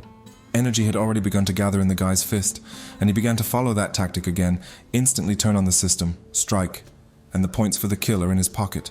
But then his plans regarding this mutant were destroyed by Yunka, who finally finished off the monster. Winking at the young man, the girl said that it was over, and it seemed he was the last. "You could have left me one too," Lin Wengxing said, almost starting to cry. The guy suddenly noticed another monster right behind Yunka and shouted at her to be careful because there was a mutant behind her. At that moment, for some reason, the girl remembered the time when she was still a little girl. This situation happened about 10 years ago, in the slums. 3 boys surrounded the girl, who was holding something in her hands. They told her to give the crystal to them, to which the girl became indignant, shouting that why would she do this since it was she who found him. Besides, she reminded them that her name was only Ki and nothing else. But the boys just started laughing at her, saying that she didn't even know who her father was. To which little Ke, looking at them with anger in her eyes, raised her hand to strike. She was clearly not in the mood for kind words right now. Seeing the girl raise her hand to strike, the boys frowned, looked at her in bewilderment, asking what she was doing. But Ke had no intention of stopping. So in the end, all the boys who bullied her were lying on the ground, beaten. One even dared to ask her for mercy, saying that they would not do it again. Little Kay looked down at them solemnly, saying that if they didn't, they would regret it in an instant. Leaving those guys right there on the street, she grabbed the unusual crystal and ran forward along the street. Opening the door to the house, she joyfully shouted to her mother that she was home. But besides her mother, she also found an unknown man in the house who somehow joyfully said that the girl had returned. Little Kay stared at the stranger in surprise and bewilderment, asking who he would be. To which the man with some sort of French moustache replied that he was her father, and that he had come specifically to take her back to Horizon. The girl still asked in bewilderment what Horizon was, at the same time looking at her mother, who was covered in large abrasions and bruises. Sitting in the corner of the small room, the girl's beaten mother cried bitterly, not daring to say anything. Little Kei happily ran up to her new father because now she has a father. That's right, Kei. You have the purest aristocratic blood of our Yun family, so you can't live with people like her, he said, stroking the girl's head. The girl looked at her father even more surprised, asking why this was so. To which the man answered over his shoulder that the woman was just a servant of the Yun family, and that she had given birth without his knowledge and had secretly taken her out of Horizon. He glanced again out of the corner of his eye at the poor woman who was sitting in the corner of the room, and said that her dirty blood was different from theirs and could stain the girl, so Kei must leave with him. To which little Kei immediately ran to her mother, shouting that she was not going anywhere. "I'll stay here with my mom. My mom is the best mom in the world," the girl screamed loudly, hugging the woman. The man frowned and looked at the little girl with disappointment, saying that this child's blood was already stained. As he left, he said that since she refused to return to the Yun family, she could no longer bear this family name, and in the future, she was forbidden to call herself a member of his family. That day, deep in her heart, Kei swore that she would never become a member of the Yun family, but she carried the family name out of spite, so they would see how strong she was without them. But now she acted rather naively, thinking that she had already defeated the monster. The girl had already begun to apologize and say goodbye to her mother. But suddenly she was saved by something that rushed past her like dark lightning, striking the mutant. "What a fast shadow. Who is it?" the blonde asked, staring at something in surprise. The mutant immediately screamed, covering his wounded eyes so that the attacker would show himself to him from behind. The advantage of the assassin is a sudden attack, and he asked him to show himself. Does he think he's stupid or something? Lin Wengxing thought that since the class appeared suddenly, he should quickly familiarize himself with the skills. The system notified that the skill stealth is increased speed, flexibility, the body is hidden by dark energy, becoming invisible. The system also notified that the skill executioner is instant enhancement, the ability to recognize the enemy's weak points, and a debuff, decreased flexibility, and revealing the identity. "Stupid boy, you can't hide from me," the candidate shouted, opening his mouth. He released some strange beam that was giving off a red glow from his mouth. With this beam, he hit his brothers, who had already been defeated by other participants in the test. Those present and those being examined watched in horror as the dead mutant fully recovered. The candidate whose eyes were injured by Lin Wengxing told the resurrected mutants that dinner was served. Zhou Jiqiang told everyone to stop panicking. This was just part of the test. Zhao Ling agreed with him, saying that they would just kill him again. Feng Yufan immediately went to the mutant alone, snorting that it would be easy. But unfortunately his attacks had no effect, because now the mutants were not so easy to kill. The boy realized with surprise and horror that there was now a protective field around the mutant's eye. So when Feng Yufan was distracted by this, the mutant's tentacles struck the boy. The candidate began to emit that strange beam again, with a reddish glow. The restored mutant began to extinguish everyone in a row, creating destruction and huge clouds of dust. Some have already apparently noticed that his strength is on a completely different level, as is his speed accordingly. Taking her axe in her hands again, Yunka tried to wound the mutant, but she didn't even wound him, which surprised her greatly. And while the girl was confused, the mutant, without waiting for the right moment, hit the blonde, throwing her away. But Yunka, glory to all living things, managed to catch Lin Wengxing, so she remained safe and sound. Looking calmly at the girl in his arms, he told her to save herself quickly and leave the rest to him. The fair-haired girl was very embarrassed, looking at the guy in bewilderment. Li Yuting, watching everything through the screen, remarked out loud that it was a very fast shadow. After exchanging glances with Li Yun, the fair-haired examiner thought that this power was similar to that of the Zombie King. The man quickly ran out of the room and shouted at Li Yun to follow him into the arena. "Wait, examiner. Perhaps this shadow is the ability of someone being tested we need to observe." Li Yun tried to cool the ardor of the fair-haired examiner, to which he responded with a shout that it was not the shadows that were the issue, but that the candidates he had created did not have the ability to self-recover. Captain Lee himself was already on edge. One of the workers burst into their room, shouting that a Zombie King-class object had been detected in the arena. Hearing this, Li Yun stared at the person who brought this news in shock. Li Yuting thought that if he understood correctly, the shadow was the Zombie King. Rushing out of the room, Li Yuting shouted at his subordinate to immediately notify all the examinees to go to the shelter, and also to notify the Ebola team of a top-level combat alert. The Ebola team is the Horizon Mutant Detection Task Force. And while they were swarming there, Lin Wengxing extinguished the mutants one by one, destroying them without mercy. Having dealt with almost all of them, the guy headed towards the very last one, who was most likely the strongest among his relatives. Suddenly, an alarm sounded loudly and a microphone announced that the subjects needed to leave the arena immediately. Jumping into the air again, the guy headed towards the last mutant, saying that they were just making fun of him, but he would leave anyway. But only after he had destroyed this evil spirit. This was Lin Wengxing's intention as he raised his hand to strike again. The blow passed near the mutant without touching him because he managed to dodge at the most opportune moment. Without being wounded, the candidate immediately rushed to attack the boy. Lin Wengxing was even surprised that he was still alive. The monster wanted to finish the guy off with one slap, but he slipped out of his hand at the very last moment. As he landed, Lin Wengxing thought that the monster must be made of iron, since it was not susceptible to weapons. Heading towards the candidate again, Lin Wengxing ordered the system to activate the executioner skill. Having become visible, the boy jumped high and swung his weapon at the monster. And while he was still unconscious, the young man quickly struck him straight in the head so that he could no longer recover. The mutant fell to the ground, making a huge noise, while the guy, without hiding his weapon, closely watched the body of the evil spirit, while the stealth suit disappeared from his body. But then the examiners arrived with weapons and soldiers.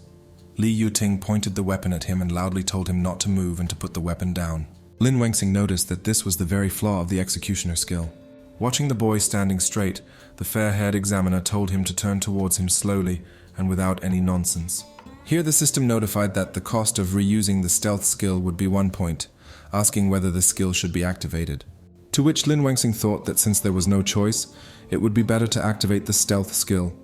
After activating the skill, he created a small whirlwind that hid his presence. Watching this spectacle, Li Yuting couldn't believe his eyes that he had just disappeared from sight. Seal the arena, examine each zombie. Turning to the soldier, the blonde examiner gave the order. Li Yun was gloomier than a thundercloud. It seemed like he was worried about the fact that his subordinate was almost exposed. Soon evening came, and then night. The captain simply could not believe that he had saved Juncker with the help of the system, and that it had recognized him.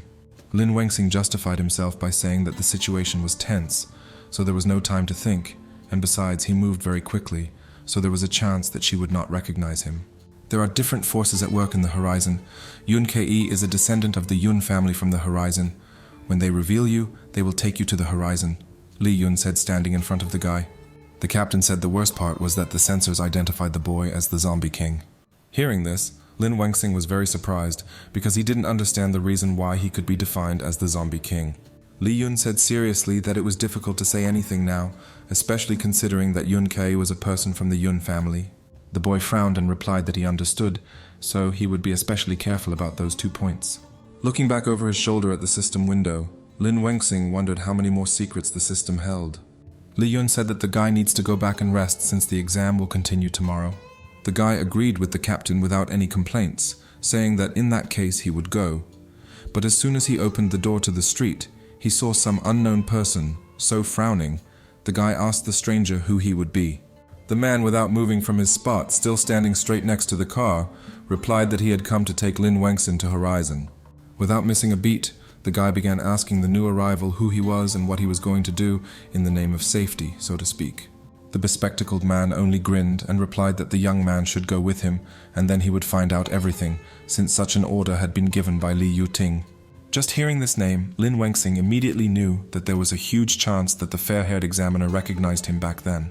The man who arrived pointed to the captain standing behind them, saying that not only Lin Wengxing, but also Commander Li would also be coming with them. Li Yun showed no emotion about it, as if it was supposed to be that way. The man who arrived pointed to the car and said that the matter could not wait, so they should leave already. After some time, they arrived in the main area of Horizon, at the Tower of Babel, which was visible from almost all nearby areas. "Please wait in the conference room for a moment." The man pointed to one of the doors in the corridor and said to Lin Wengxing. The voice assistant told the guy to put his hand on the display module. When the voice assistant announced that fingerprint recording was complete, the doors to the conference room opened. When he walked inside, he saw a small crowd of people. It seemed like all the test subjects were already there. Juncker immediately approached him, asking where he had disappeared to after the trial ended.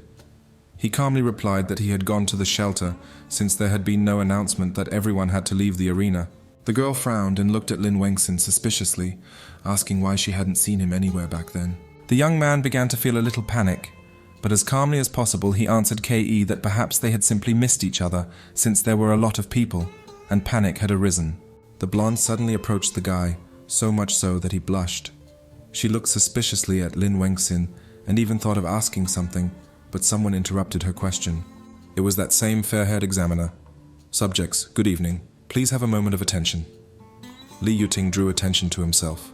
First of all, he congratulated everyone on passing the certification and becoming warriors. The examiner said that although there were some delays in the process, the results were quite good.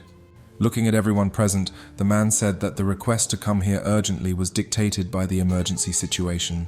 Horizon has decided to form a squad of you called Gecko.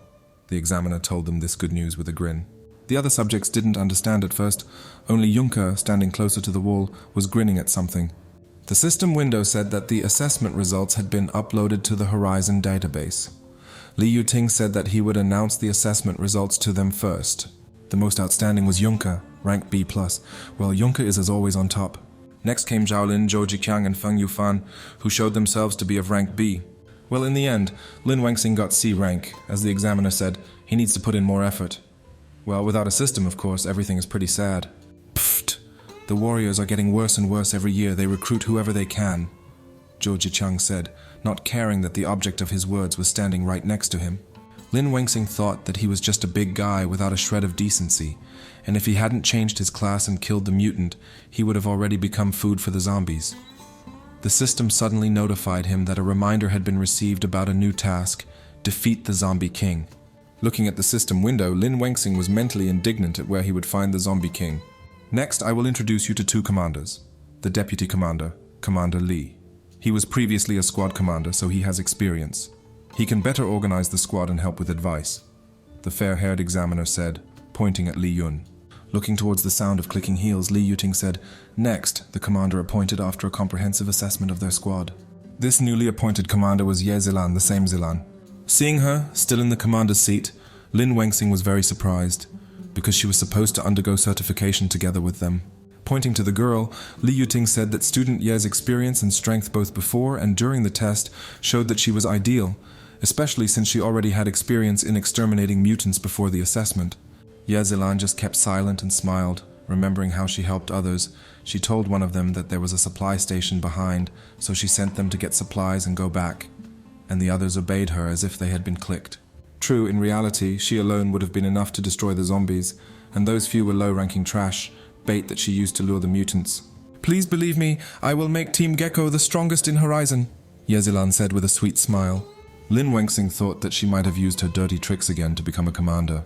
Li Yuting said cheerfully that since he still had things to do, he would entrust their training and sparring to their commanders. He also hoped that they would unite and show worthy results. Without further ado, they headed to the warrior evaluation ground. Li Yun was indignant that the commander said that a C+ rank was needed to allow the guy to participate in a real fight. Zilan immediately replied that yes, only with a good physical foundation would the real battle not be his last.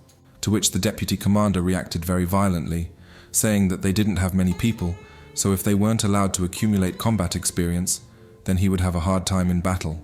Will it be hard? So maybe we should hold him until he reaches C+ rank, and only then let him fight? The stronger he is, the better, the girl said with a grin. At this point, Juncker joined the conversation and asked her with a grin, what, since she had a drop of power, did she decide to command? The blonde said in all seriousness that people like Zilan irritated her. Lin Wengxin tried not to stir up the conflict, saying that there was no need to get upset. Therefore, if such is the order of the squad commander, he will obey without any problems. Turning around, Ye Zilan threw over her shoulder at the guy, which was good, because a weakling should know his place. Lin Wengxin frowned but said nothing, while Juncker secretly glanced at the dejected youth.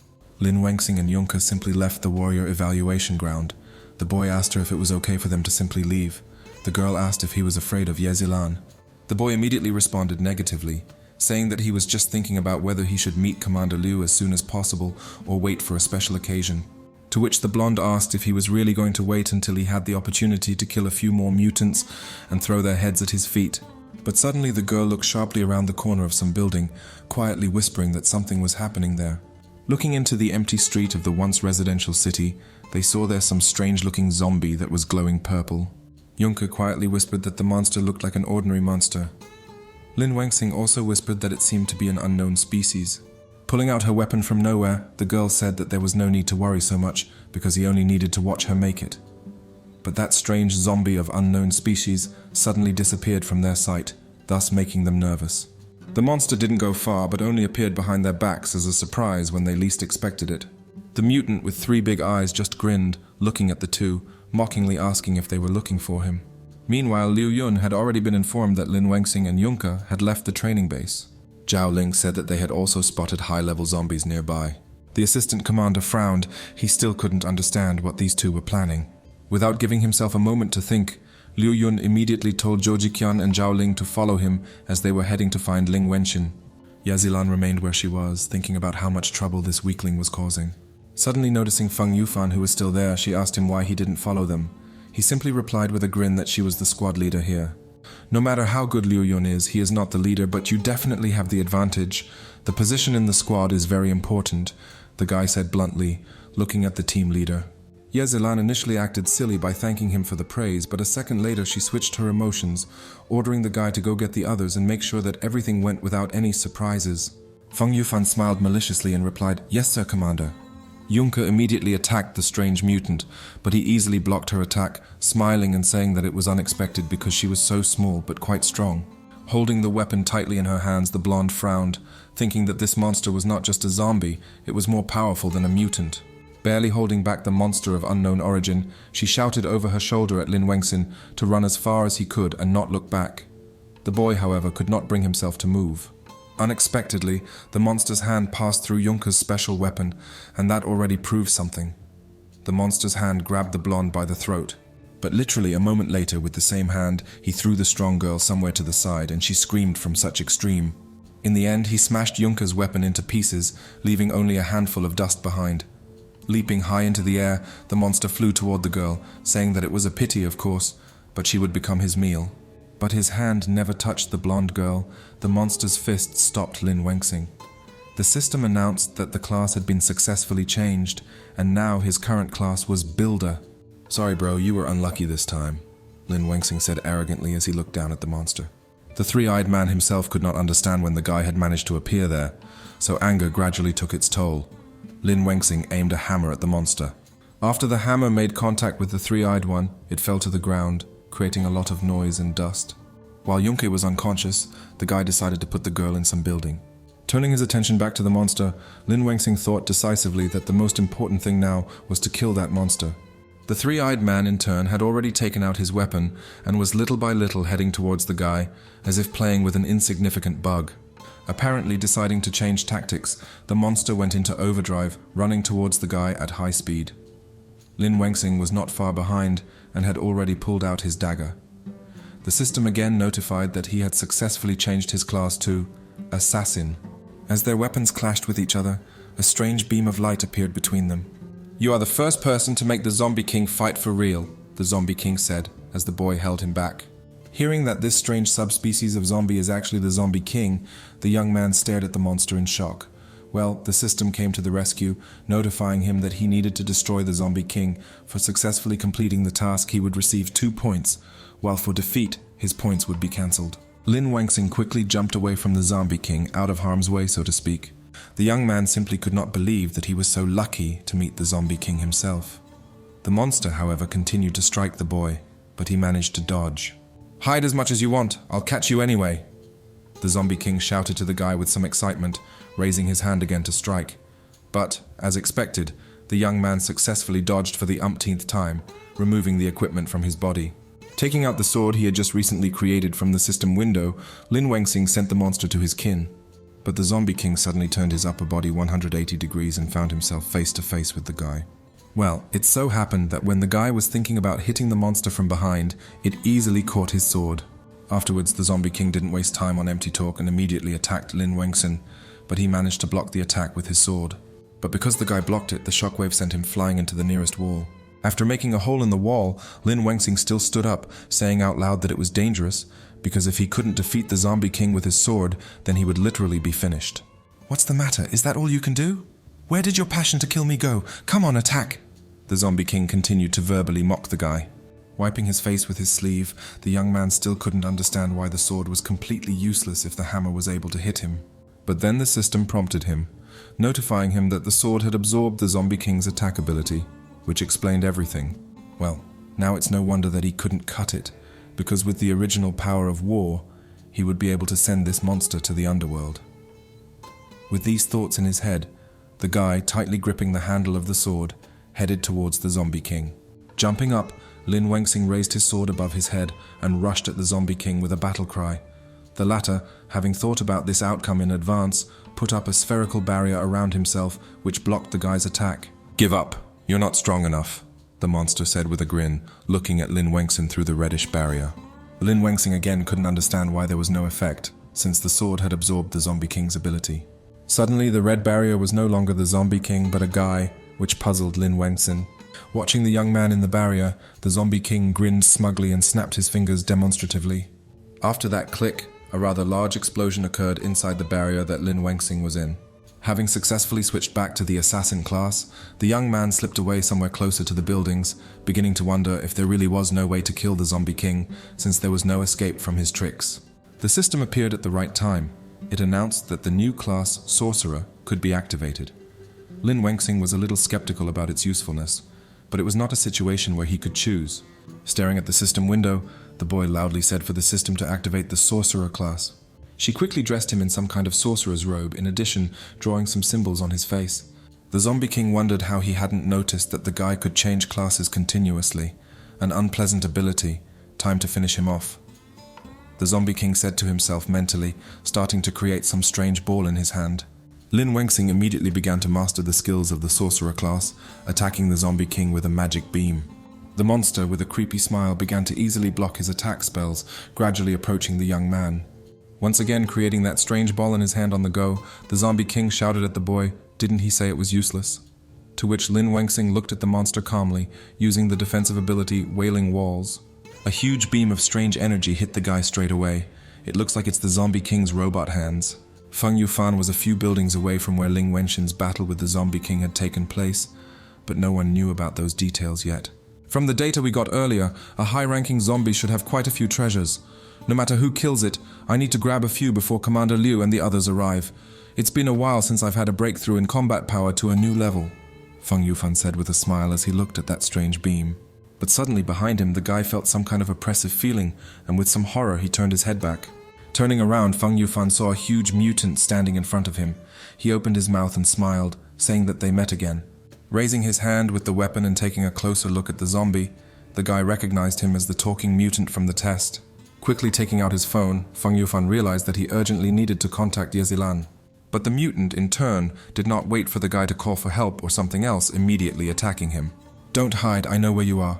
Obediently come out and die as my food," the Zombie King said, as he slowly walked past the place where Lin Wengxin was sitting quietly and hiding. The guy looked at the Zombie King with a frown. After all, he just got this class, so the magic is too weak, so this won't work. Perhaps he had some item that could enhance magic. But after looking into the equipment store, the guy saw that at the moment, only a crystal ball could be used, which was E rank. Thinking back to his previous attacks on the Zombie King, Lin Wengxin immediately noticed that the reason why all his attacks were unsuccessful was because of his protective field. In addition, each time the Zombie King predicts his actions with amazing ease and manages to activate the protective field.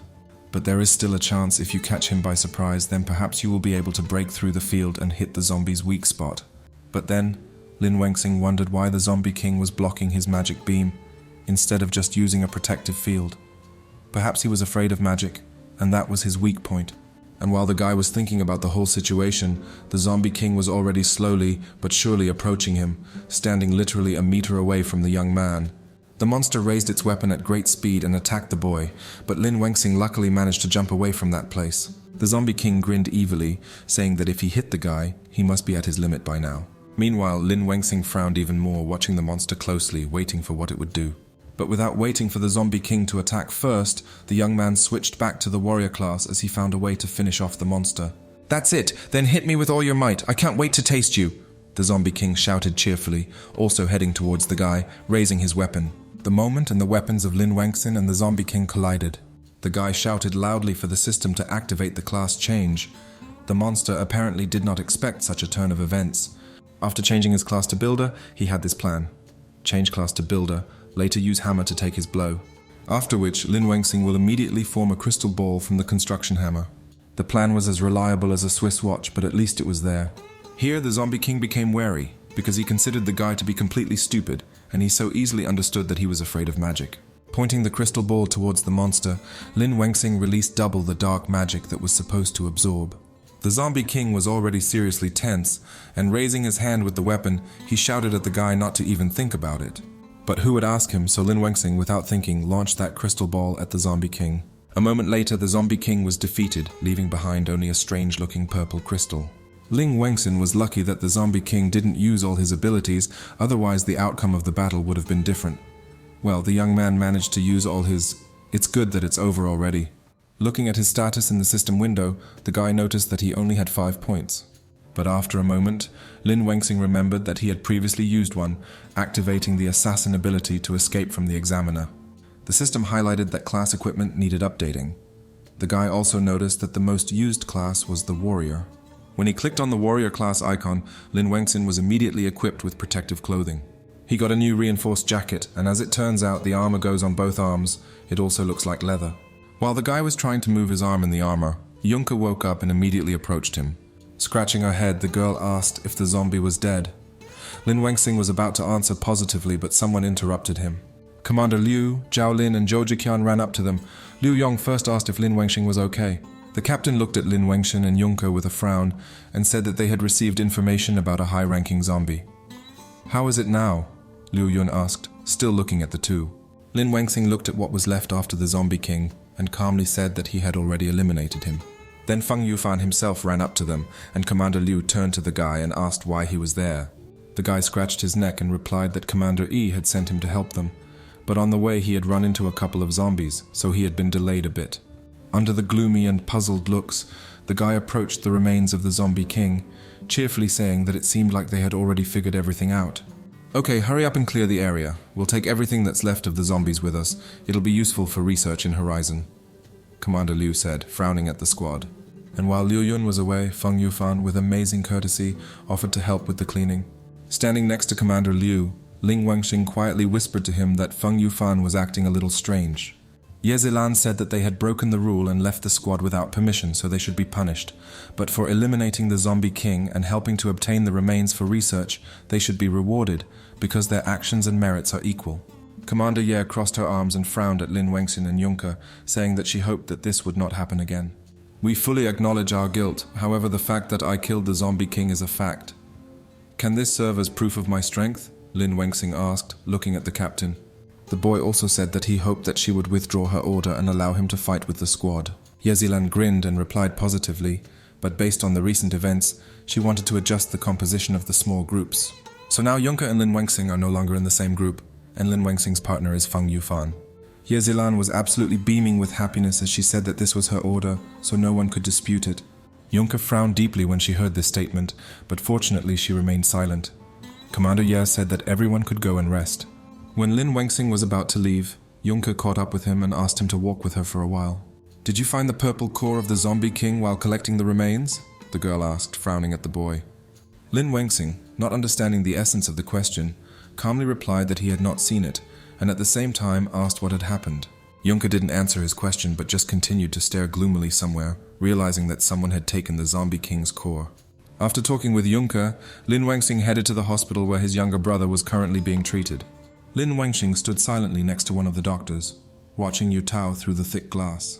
"The healing and recovery process is going too slowly. We need to urgently transfer him to Horizon," the doctor said seriously, looking at the patient's only relative.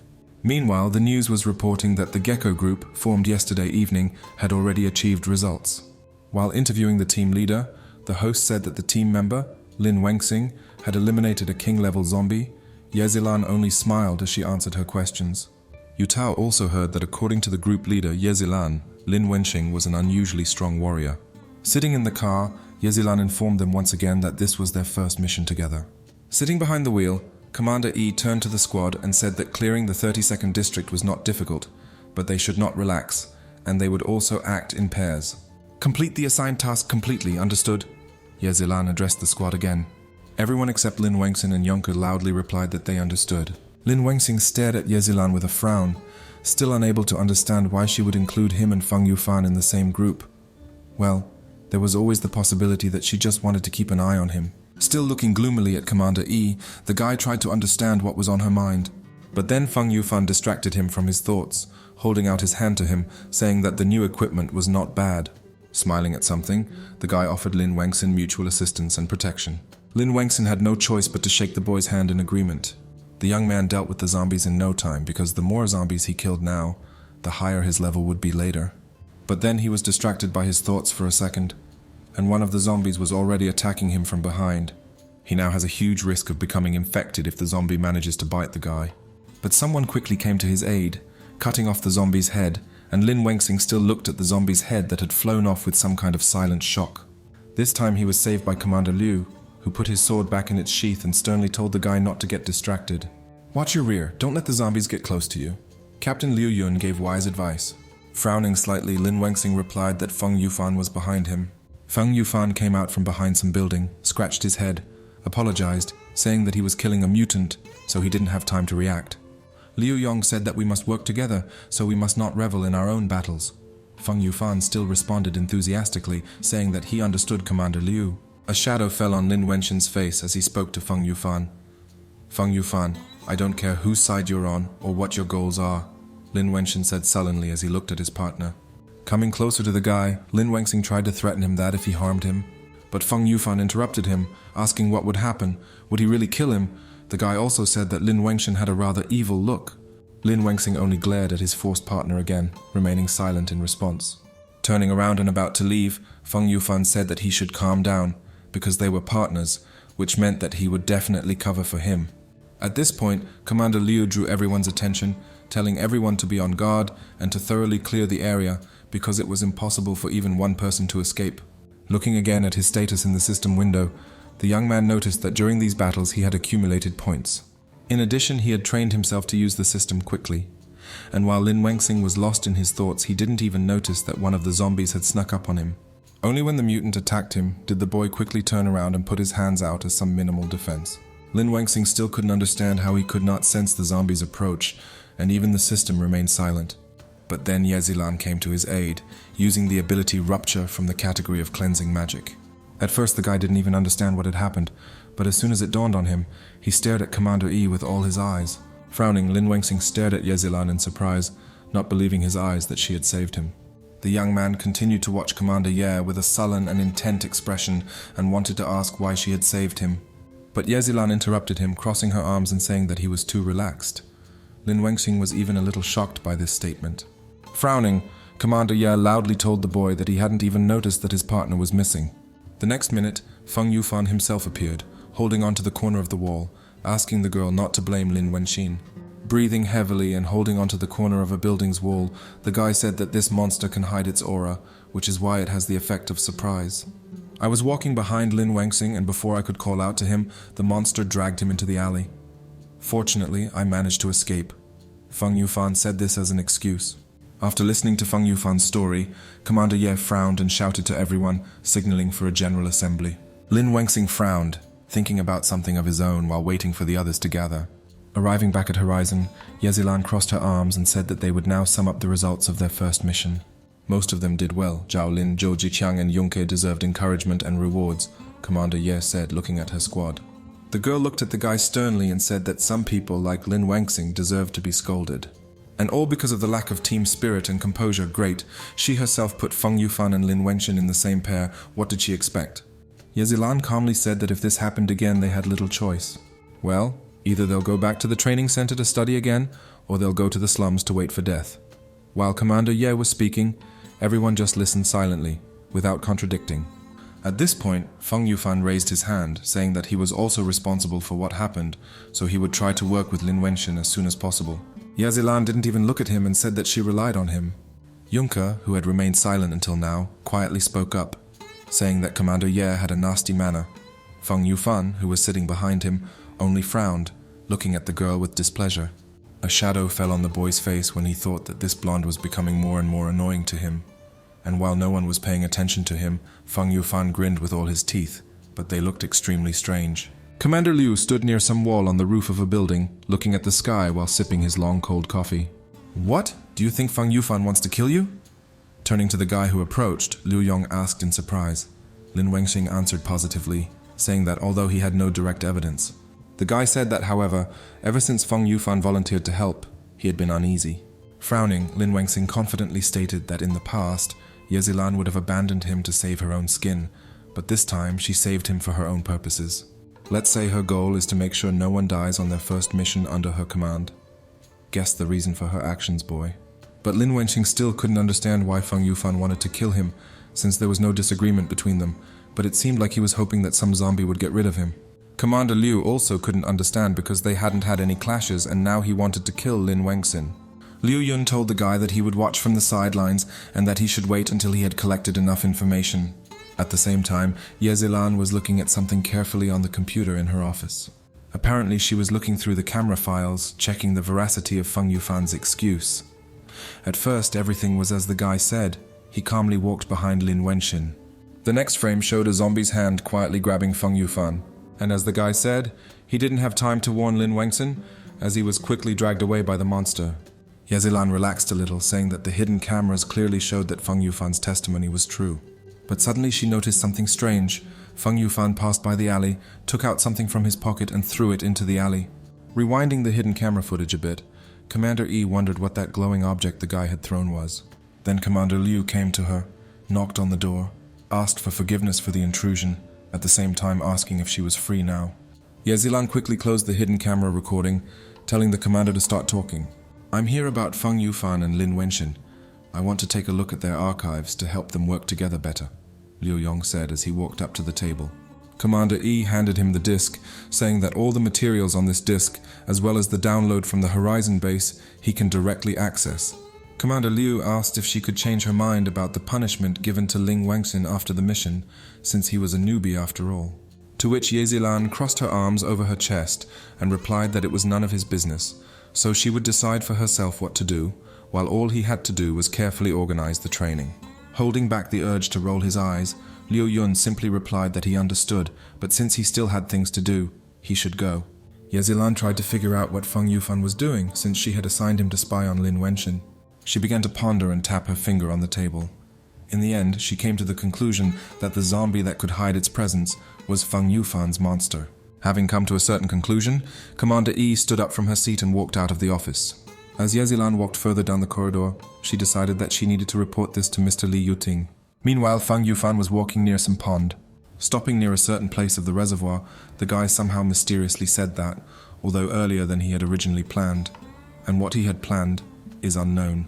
Taking out a strange stone with an equally strange symbol from his pants pocket, Feng Yufan said that fortunately, everything was under his control for now. Without thinking twice, the guy threw this terribly strange stone into the pond. The place where the stone fell began to seethe violently, and Feng Yufan smiled broadly, telling someone to come out. A moment after his words, even stranger-looking monsters began to rise from the water. There were only 3 of them, but it was clear at a glance that they were quite strong. Feng Yufan, or whoever was under his guise, called these monsters zombie puppets. The Tower of Babel in Horizon was still shining brightly, and the people inside were unaware of the 3 puppet monsters. Li Yuting and Yezilan were reviewing the hidden camera footage of Feng Yufan. The blonde man asked her what she thought of all this. I doubt Feng Yufan has any ability to summon zombies, rather he wanted to find out the source of the noise. Looking at the Gecko squad leader, Li Yuting asked why. Yezilan spread her arms out and said that it was unclear at the moment. The blonde man then asked if Commander Liu was aware of it, to which the girl replied that not yet, but in her opinion he had noticed too. Li Yuting frowned and ordered Yezilan to get close to Liu Yong and also keep an eye on Feng Yufan, but before he could finish speaking, he was interrupted. Suddenly the phone in Yezilan's skirt pocket vibrated, and she took it out to see what was going on. Li Yuting was also informed that 3 giants were detected attacking the Gecko Squad base. After all, someone under the guise of Feng Yufan had done something. I received an emergency alert from Commander Liu. Commander, allow me to dispatch soldiers there immediately, Commander Ye said seriously as she showed Li Yuting the phone screen. To which the fair-haired commander sternly said that the time had not yet come. Yazelan could only gape in confusion as she stared at Commander Li. The man looked at her sullenly, explaining that since Lin Wenxing was able to destroy the Zombie King, there was no need to rush. One of those 3 giants was already fighting with the Gecko Squad in the meantime. Jumping away from the monster, Zhou Jiqiang, in overalls, asked discontentedly when reinforcements would arrive, since they were suffering quite heavy losses. Junke, on the other hand, was not so pessimistic, so she jumped high into the air and raised her weapon towards the monster, shouting that they could handle it anyway. But the giant easily repelled her attack and threw her away like an annoying fly. Well, she was lucky that she managed to block the blow with the axe. The only downside is that the axe is no longer there. The giant, not waiting for her to deal with the broken weapon, directed some strange beam from his mouth at her, but fortunately, Lin Wenxing managed to cover Junke from the beam with a shield. Barely holding the shield, Lin Wenxing shouted over his shoulder at her to quickly change weapons, as the shield wouldn't last long. Well, as was said earlier, the shield not only didn't last long, it didn't even last a minute. As soon as the shield was destroyed, the giant came towards them with his fists. It seemed he was outgunned. Lin Wenxing immediately regrouped and planned to activate the system to change his class to Mage. But then Commander Liu came to their rescue, stopping the giant's fist with one right hand. Some people had hope in their eyes when they saw Commander Liu. All surviving members of the squad, listen to my orders. Yunke, Zhao Lin, Zhou Jiqiang are responsible for eliminating that giant. Lin Wenxing will handle this. Commander Liu loudly announced the progress of the matter. In the first seconds, everyone was confused as to why Lin Wenxing had to go one-on-one with the giant. But in the end, they accepted Commander Liu's order without any hindrance. And while Liu Yun held the monster's fist, the 3 named from the squad ran towards the other giant.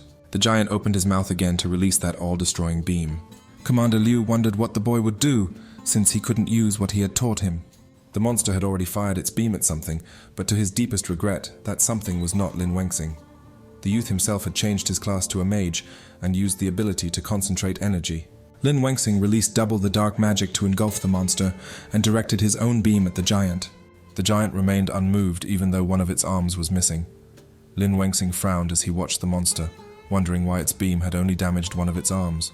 To which the giant simply regenerated his arm from nothing in an instant, just like a Ghost Rider.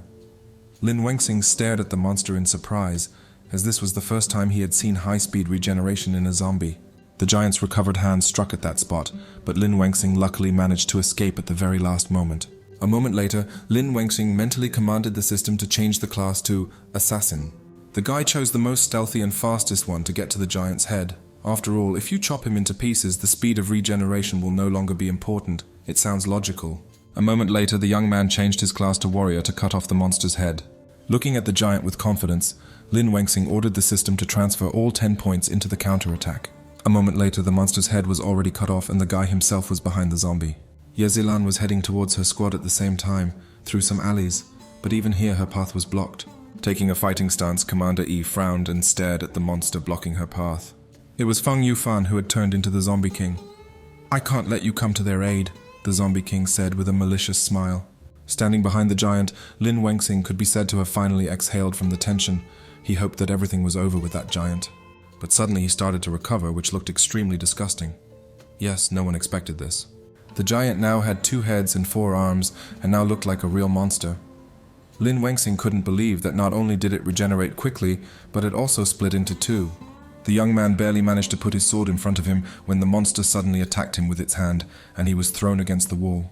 After making a hole in the wall, Lin Wenxing realized that neither physical nor magical damage would pass through this monster, so it would be more difficult than the Zombie King.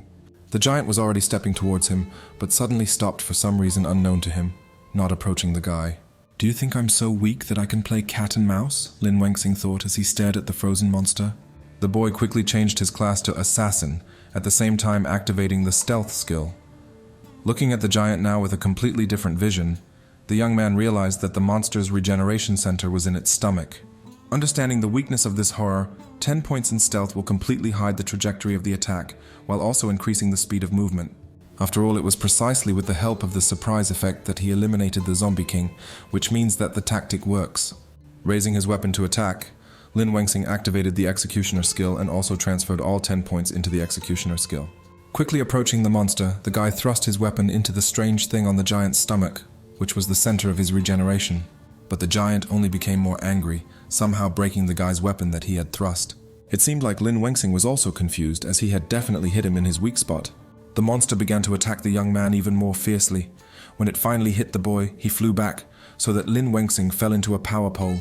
When the young man fell to the ground, the giant again headed towards him to finish him off completely. As soon as the monster extended its paw towards the guy, for some reason he stopped again. It was just like that time. Perhaps the giant's second weakness lies in electricity. After all, as I recall, there was a power pole near the house that Lin Wengxing had recently crashed into. Finally, Lin Wengxing realized the weakness of this giant cyborg that couldn't take anything. Once again, changing the class to warrior, the guy transferred 10 points to the counterattack. The monster, only seeing that the guy was heading towards him again with a weapon in his hands, used his favorite beam from his mouth. Well, Yahello wasn't playing with dolls either. She had already somehow blocked the attacks from the Zombie King. "There is not a single living spot on you, but you still resist?" the Zombie King asked the girl mockingly, attacking her once again. The commander of the Gecko Squad realized during their battle that the power of this horror was on the level of the Zombie King. Suddenly, the zombie stopped attacking Commander Ye with just the beam, raising his fist to strike. Well, Yahello certainly didn't expect this. You can tell from her surprised face. Well, the monster still punched her in the face, and she ended up flying into the nearest wall from the force applied to the blow. When Commander Ye barely got to her feet, she was covered in bruises and began to think that she had no chance at all against this monster. The Zombie King, without waiting for a second, immediately appeared in front of her with a nasty smile as soon as she stood up. And since the girl no longer had the strength to resist, the monster easily squeezed her neck and lifted her into the air, still squeezing Yahello's neck. Without removing that vile smile from his face, the Zombie King looked straight at Commander Ye, asking her how she had the conscience to call herself a commander with such force. Because Yahello couldn't breathe properly, tears started to form in her eyes. The monster didn't pay any attention to this, and only created an energy ball in his hand, saying that it was high time for her to meet the king of the underworld. Meanwhile, Lin Wengxing did his best to block the attacks of this overgrown mutant, who still refused to be disposed of. When the mutant missed the guy again, he quickly changed his class to Creator, and invested 10 points into creating a 100 million volt electric shocker. Taking careful aim, he shot the current straight into the place where the monster's regeneration center should be located. After the monster was shocked by the electric shock, something happened and a huge pillar of light appeared in the place of the giant. "Goodbye, Commander E," said the Zombie King, grinning from ear to ear. But the next moment, just as the monster was about to destroy Yahello, someone grabbed his hand, thereby freeing the girl from the Zombie King's grip. That someone was Lin Wengxing, who looked a little different. Still holding the monster's hand, the boy asked menacingly who he was saying goodbye to. After the monster was, so to speak, disposed of, Lin Wengxing noticed that the regenerative organ of that monster had crystallized. The equipment on the guy's hand immediately absorbed the red crystal. The system came to the rescue, informing him that the task to eliminate the Puppet Master's giants had been successfully completed, and that his level had been raised to level 20, and his skill points had also been updated to 20. It also informed him that since his level had been raised, he could update his equipment. It had not forgotten about the new task, to eliminate the Zombie King. And before the Zombie King could come to his senses, Lin Wengxing raised his hand and hit the monster in the face. The Zombie King, not expecting such a turn of events, flew into the nearest wall. "Lin Wengxing, what's wrong with your equipment? I've suspected it for a long time," Yahello shouted as soon as she noticed the guy. My God, she was saved from death, and she still asks awkward questions. What kind of girl is she? The guy himself only glanced at her superficially. Commander E froze, noticing that he couldn't have such an overwhelming aura. Looking at her coldly, Lin Wengxing said that she had better leave quickly if she still wanted to live. One of those who was monitoring the developments reported to Commander Lee that the Gecko Squad was continuing to conduct combat operations. The man said that out of the 3 giants, only one had been destroyed, and that Commander Liu had already sent out requests for help many times. Looking at the monitor screen, Li Yuting told them to report that the nearest Ebola squad was on alert, and that it would arrive soon. Commander Li smiled and said that Lin Wengxing seemed more and more interesting. What a pleasant surprise. I originally wanted to avenge my eye, but suddenly I realized that you have the same power as me. Rising to his feet, the Zombie King said with some pleasure in his voice. The monster came up with a better option. In his opinion, he would rather just eat the guy, then they would become one and be able to subjugate this world. Lin Wangxing did not react to the Zombie King's words, saying that he should first think about whether he could escape from there and how exactly he could do it. "Oh no, I'll just eat you," the Zombie King said with a smile and then headed towards the guy at great speed. The monster attacked Lin Wangxing with one hand first, and fortunately the boy easily blocked its attack. After which he grounded the Zombie King a little, because something was flying in the clouds. But suddenly there was no one in the place of the monster, and this stunned Lin Wangxing because he had definitely grabbed it. Which was expected of course, but still the Zombie King appeared right behind the guy, intending to kick him. Luckily, the guy blocked the monster's attack this time too, putting his hands out, after which he immediately jumped back a few meters. But the Zombie King still couldn't calm down. He continued to attack the young man, this time flying straight at the guy. Lin Wangxing didn't wait for any special moment, took out his weapon and countered the Zombie King's fist. And while the monster was within reach, the boy decided to use black magic, creating a ball of energy in his hand. This was not what the Zombie King expected. You could see it from his elongated face. Without wasting any time, Lin Wangxing used the magic ability Absorption. Having landed nearby, the monster stared at the guy in bewilderment because in the memories of the Zombie King's crystal, Lin Wangxing could only use magic after changing his class. Now the current Zombie King wondered why he could now use it directly. Meanwhile, things weren't going so smoothly for Yunka. She was thrown back with great force by one of the giants, and she flew into the wall of some building. "Too strong, on par with the Zombie King," the girl said, frowning as she climbed out of the rubble. Looking towards the guy lying nearby, the blonde noticed that Zhao Lin was seriously injured. The giant had no intention of peacefully waiting for Yunka to recover and get back on her feet, intending to finish off the girl this time. But he was easily stopped by Li Yuting, who blocked the monster's attack with just one finger. "Shattered dreams, a suffering soul." Commander Li said something philosophical. In an instant, thanks to Li Yuting's efforts, of course, the giant was destroyed. "Leave the rest to the Ebola squad, I'll take you to the shelter," Commander Li said with a smile. Yunka, still in shock, could only thank the fair-haired man. Then Ye Zilan herself appeared, and Li Yuting was extremely surprised to see her. The man asked Commander Ye why she had arrived so late, since shouldn't she have finished everything by now? To which Ye Zilan replied in all seriousness that Feng Yufan had blocked her path, and then said that he had also turned into a zombie king. Yunka and Li Yuting simply couldn't believe it, so they stared at the commander in almost speechless surprise. At the moment, Lin Wangxing was busy fighting him, so I was able to run here for help. Ye Zilan explained the situation, and Li Yuting could only be amazed that Lin Wangxing was facing the second zombie king in a row. Frowning, Commander Ye confirmed Li Yuting's words, saying that she suspected that Lin Wangxing had some connection with the zombie king. After all, that power had to come from somewhere. "And this is your power?" the guy asked mockingly, tearing off one of the zombie king's arms. Lin Wangxing smiled, holding the weapon tightly. He still asked mockingly, "What? Is he really incapable of anything anymore?" Now the zombie king tried to understand why the young man hid his true power when he took away his eye. The monster looked straight at the guy, indignation filling him because where did this guy come from?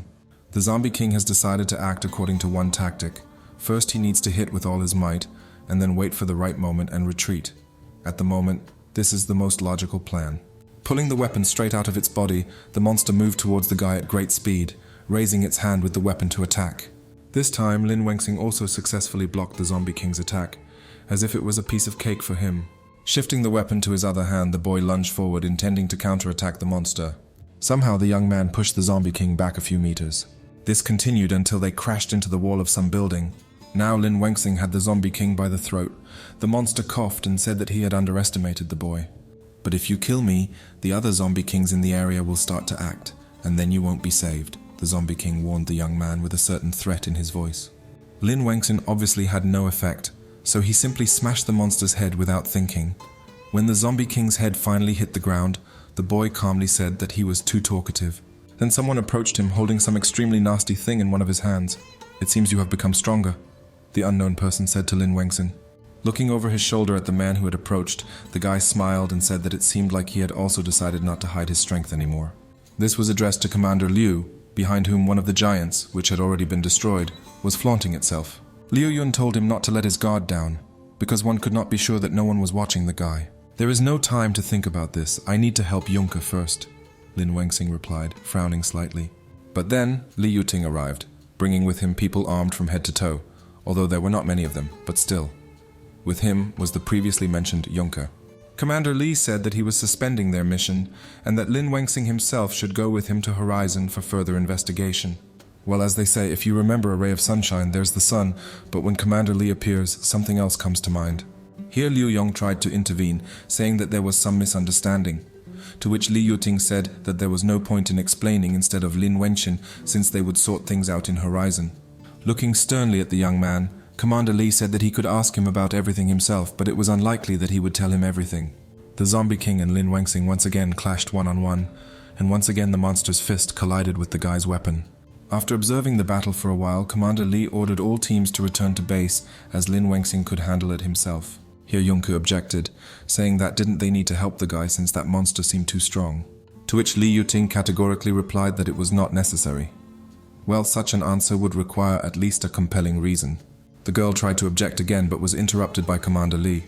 In order to unleash his potential, I must know how great his strength is.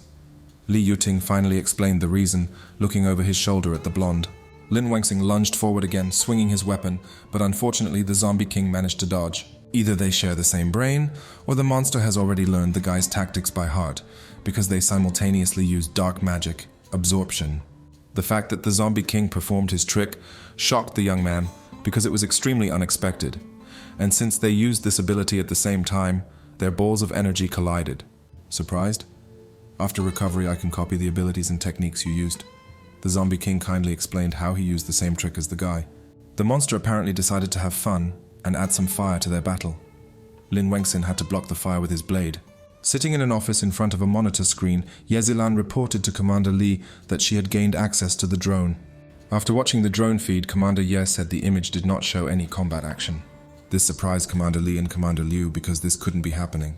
Commander Liu suggested that the drone might have malfunctioned. Strange. When I monitored the situation from Horizon, I only received relevant information about 3 giants, Li Yuting said, frowning slightly. The blonde man asked the girl if she had accidentally bumped into Feng Yufan while he was fighting the giant, and she immediately confirmed it. Li Yuting said that even though she was Feng Yufan and could hide her aura, things like destruction and smoke could not be hidden. Commander Liu guessed that this might be the Zombie King's ability. It is possible that the drone is being hindered by an ability, or it may be that magic is hindering it. The one that creates a parallel space.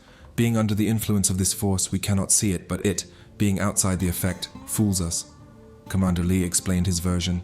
Li Yuting said that he could assume that within this parallel space, he was able to be reborn an unlimited number of times. Commander Liu asked if he should tell Lin Wenxin about this. Yezilan countered by saying that Commander Li was currently watching the guy, so they would just check if he could find a way to deal with the Zombie King himself. Liu Yun said that they were a team after all. Enough! Stop making noise. I'm afraid that even if we told him this, he wouldn't be able to find a way to eliminate the king. Li Yuting said seriously, frowning slightly. Finally, Lin Wenxin cut off the head of the annoying Zombie King, wishing all the worst on him. But he still managed to recover again. It looked extremely creepy. The sight of blood returning to the Zombie King's neck was not the most pleasant. Have you already forgotten that I can do this? The monster asked the guy with a grin. Quickly changing his class to assassin, the young man realized that the Zombie King's weak spot was his head. But he had already cut it off twice, so there was a high probability that it might be a trick. Meanwhile, Lin Wenxin rushed towards the Zombie King with his weapon again. As the guy ran past the monster, the latter watched him out of the corner of his eye. Ah ha ha, is this your way to kill a giant? First hide. Laughing, the Zombie King began to list all the actions the guy would do. Looking in the direction where the young man appeared, the monster continued to say that then he would suddenly appear and strike. It was so predictable. But then Lin Wenxin loudly shouted something about changing class to warrior, and also that he needed to transfer 20 points to reflect the attack. The Zombie King cursed when he heard that the guy had decided to suddenly change classes. Once again, after cutting off the monster's head, Lin Wenxin thought that since it was a surprise attack, this time everything definitely worked out. But this time the monster tricked him.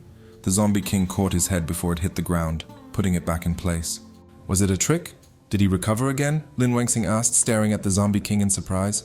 Smiling vilely, the monster asked if he had forgotten that he had a restorative ability. This is already some kind of vicious circle, everything repeats itself over and over again. Lin Wenxin cuts off the monster's head, and it is restored again, some kind of Groundhog Day. Lin Wenxin latched onto the thought that the Zombie King had said restorative. He suddenly remembered everything the Zombie King had said about the recovery ability earlier. With these thoughts, the guy realized that he was wrong from the very beginning, because the ability of the Zombie King is not restoration, but rebirth. Frozen in shock, come and obediently become my lunch. The monster continued to mock him, using one of his abilities. Lin Wenxin closed his eyes and concentrated. He noticed that this was why the system had failed to detect the monster's weak point. It was just an illusion. He suddenly opened his eyes, and it seemed like he had a new insight, and now he heard in his head that he knew how to kill the zombie king. Lin Wangxing filled his entire body with energy, and the monster in turn ran at the guy, shouting for him to release all his power because he wanted to taste it so much. Having taken off, the guy headed at great speed to meet the zombie king, and in theory they should have collided. "Will you try to take my head off again this time?" the zombie king asked with visible mockery in his voice. To which the guy, frowning, replied that he had already figured out his trick. Hearing the guy's answer, the monster began to emanate bewilderment and indignation. Meanwhile, Lin Wangxing did a small roll on the ground to appear right next to the zombie king. Raising his hand with the weapon, the monster shouted that he was tired of watching his trick with recovery, although in theory it should have been Lin Wangxing who said this, but let it be as it will be.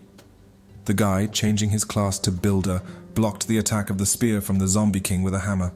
When the spear collided with the hammer that blocked the attack, according to the young man's tactics, he should immediately absorb the force of the blow, and then create a dark crystal of enhancement. Without wasting a second, Lin Wangxing immediately placed that dark enhancement crystal on the purple thing on the zombie king's chest. "Got me? Is the sword just a cover? Its main target is the crystal." It was quite late that the zombie king realized the boy's intentions. Looking coldly at the zombie king, Lin Wangxing doubled his absorption with some composure. Immediately after this, something strange happened there, as a huge pillar of ice appeared. Yazilan immediately reacted as soon as the image on the monitor began to move. "Commander, there's something there," Commander Ye said loudly, attracting Li Yuting's attention. The man touched his earpiece and gave the order to the Ebola squad to get to work. Lin Wangxing jumped back a few meters, so to speak, away from Sin. The guy's face was now much more relaxed than it had been during the few moments of destroying the zombie king. The system immediately reported that his warrior level had been increased, so he was now a berserker, and also that the first stage of class formation had been completed, and the level itself had been increased to 30. Well, where would we be without a reward? He was awarded 30 points. The system also congratulated the guy on receiving a case with a weapon for the berserker. Lin Wangxing looked at all these notifications from the system with some bewilderment, and besides, he had never received a weapon case before. But suddenly, out of nowhere, fully armed men began to materialize, who were from the Ebola squad. Surrounding the guy, one of the armed men said that in accordance with the order of Commander Li, they must take him to Horizon for further examination. Lin Wangxing noticed that it seemed like those guys were lying in wait somewhere nearby. The guy, without resisting once again, simply agreed to go with them to Horizon. There they were met by Dr. Who was the head of the hospital and who before starting to examine him. Lin Wangxing needs to go through the standard physical examination procedure, and the doctor also said that the boy should follow him. "Do they really want to investigate me?" Lin Wangxing frowned and thought. He was placed in a strange machine that looked very much like an MRI machine. Looking around a bit from his lying position, the guy thought that the situation was a bit strange, and for some reason the doctors were silent. And Doctor Who himself is only busy with the equipment. Perhaps Lin Wangxing is just winding himself up too much. Suddenly remembering his younger brother, the boy thought that after all this he should go and visit Yutao, because the young man had not visited him for quite a long time. But suddenly iron clasps appeared on his arms and legs, which forcibly held the man lying on the bed. After such actions, Lin Wangxing immediately realized that this was just a trap that he had walked into voluntarily. Here Doctor Who surprised him by taking out a gun from the inside pocket of his doctor's coat, pointing it at the guy, telling him to die. Seeing the gun barrel literally a few centimeters away from him, Lin Wangxing felt somehow not at all cheerful. "The new addition to the squad must complete a 5-kilometer night run, understand?" Commander Liu asked the group of runners. At this point, Yunka turned to Deputy Liu, distracting him from training the new recruits. She had a rather strange expression on her face. She was clearly puzzled or worried about something. The blonde asked the commander how much he knew about Lin Wangxing's secret, to which Liu Yun decided to make fun of her a little, asking if the young lady of the Yun family had really started to care about the commoners. "I am not a young lady. The Yun family has nothing to do with me," the girl answered the deputy with a scream. Their conversation was observed by a man who was looking at them from a window of the building. He asked why he hadn't been informed about this to Lin Wangxing. He said the guy's name very casually. The blonde man was addressing Yezilan specifically. It turns out she's involved in many things. Lin Wangxing mentally changed his class to warrior, using defensive magic. When the gun proved useless against the boy's defensive magic, Doctor Who took out a weapon that looked somewhat like a Japanese katana. The man suddenly ran at Lin Wangxing with a weapon.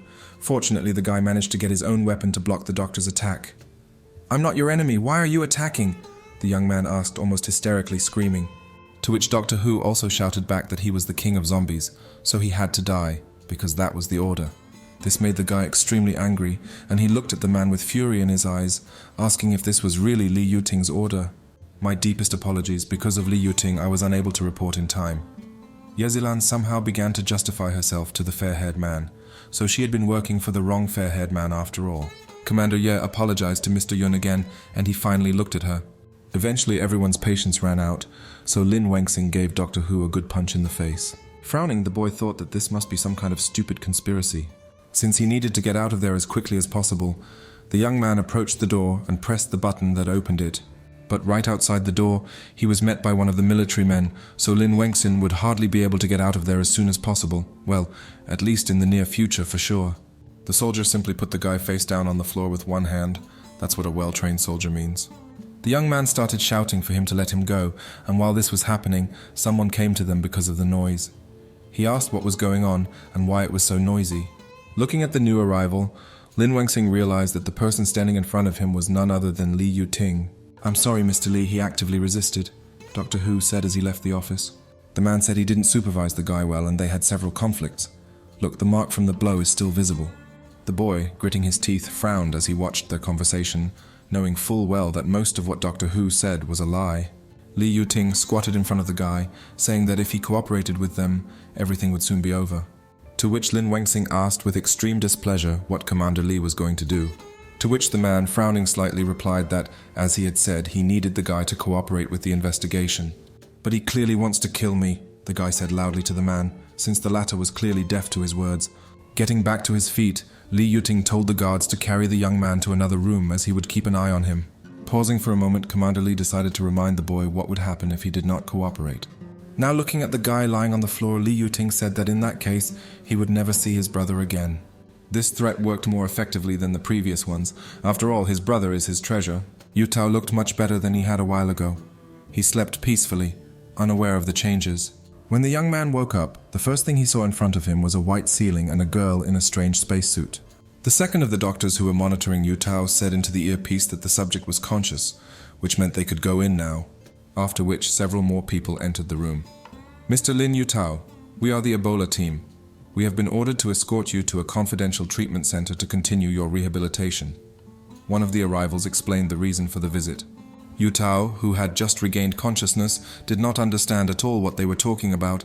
He asked if they could explain, to which they replied that they did not have such authority, they could only accompany him, so he only needed to follow them. Lin Yutao felt that it was serious if they said that. He wondered if it had something to do with his brother. As Li Yuting ordered, Lin Wengxin was moved to another room with the same machine. Doctor Who said that the basic medical examination revealed nothing. Commander Li asked if there were any genetic mutations or anything similar, to which the dark-haired man replied that there was currently no evidence to support the existence of a mutation. Looking sideways at the doctor, Li Yuting asked where he got the strength to destroy the Zombie King then. Doctor Who dug into the results and replied that he had underestimated him when he examined him. Result A, but it was previously attached to a C-rank squad, Doctor Who said as he handed the results over to the commander. Li Yuting himself knew that the difference was quite huge, but Doctor Who still said it out loud. Looking over the results of the medical examination, the blonde man asked how the doctor could explain this. To which he replied that based on the results of the research, they are inclined to believe that supernatural abilities come from a flash in the subconscious. Doctor Who frowned and suggested that it might have been some kind of stimulus that was giving impulses to his powerful subconscious. After all, a person who carries supernatural abilities determines their level through the process of awakening in school, and then trains to become a Punisher. Thus he, who was unable to awaken his powers after several times, suddenly manifested powerful superpowers, which is an exception among special cases. Doctor Who said all this with a serious and somewhat gloomy look. Li Yuting came to the conclusion that the boy had abilities, but they didn't know why they were limited. Perhaps the incident of saving his younger brother, coupled with his inner guilt, suddenly burst out with this special power. Looking at Commander Li, the doctor confirmed that this was the most logical explanation at the moment. Li Yuting shouted at someone to stage a simple mock battle to test his instant explosive power. "Lin Wengxing, we will simulate an abnormal creature to test you, but I can't tell you the direction of the attack," someone said to the guy through the microphone from the observation room. Doctor Who said that the young man should use his abilities to destroy the anomaly as soon as possible.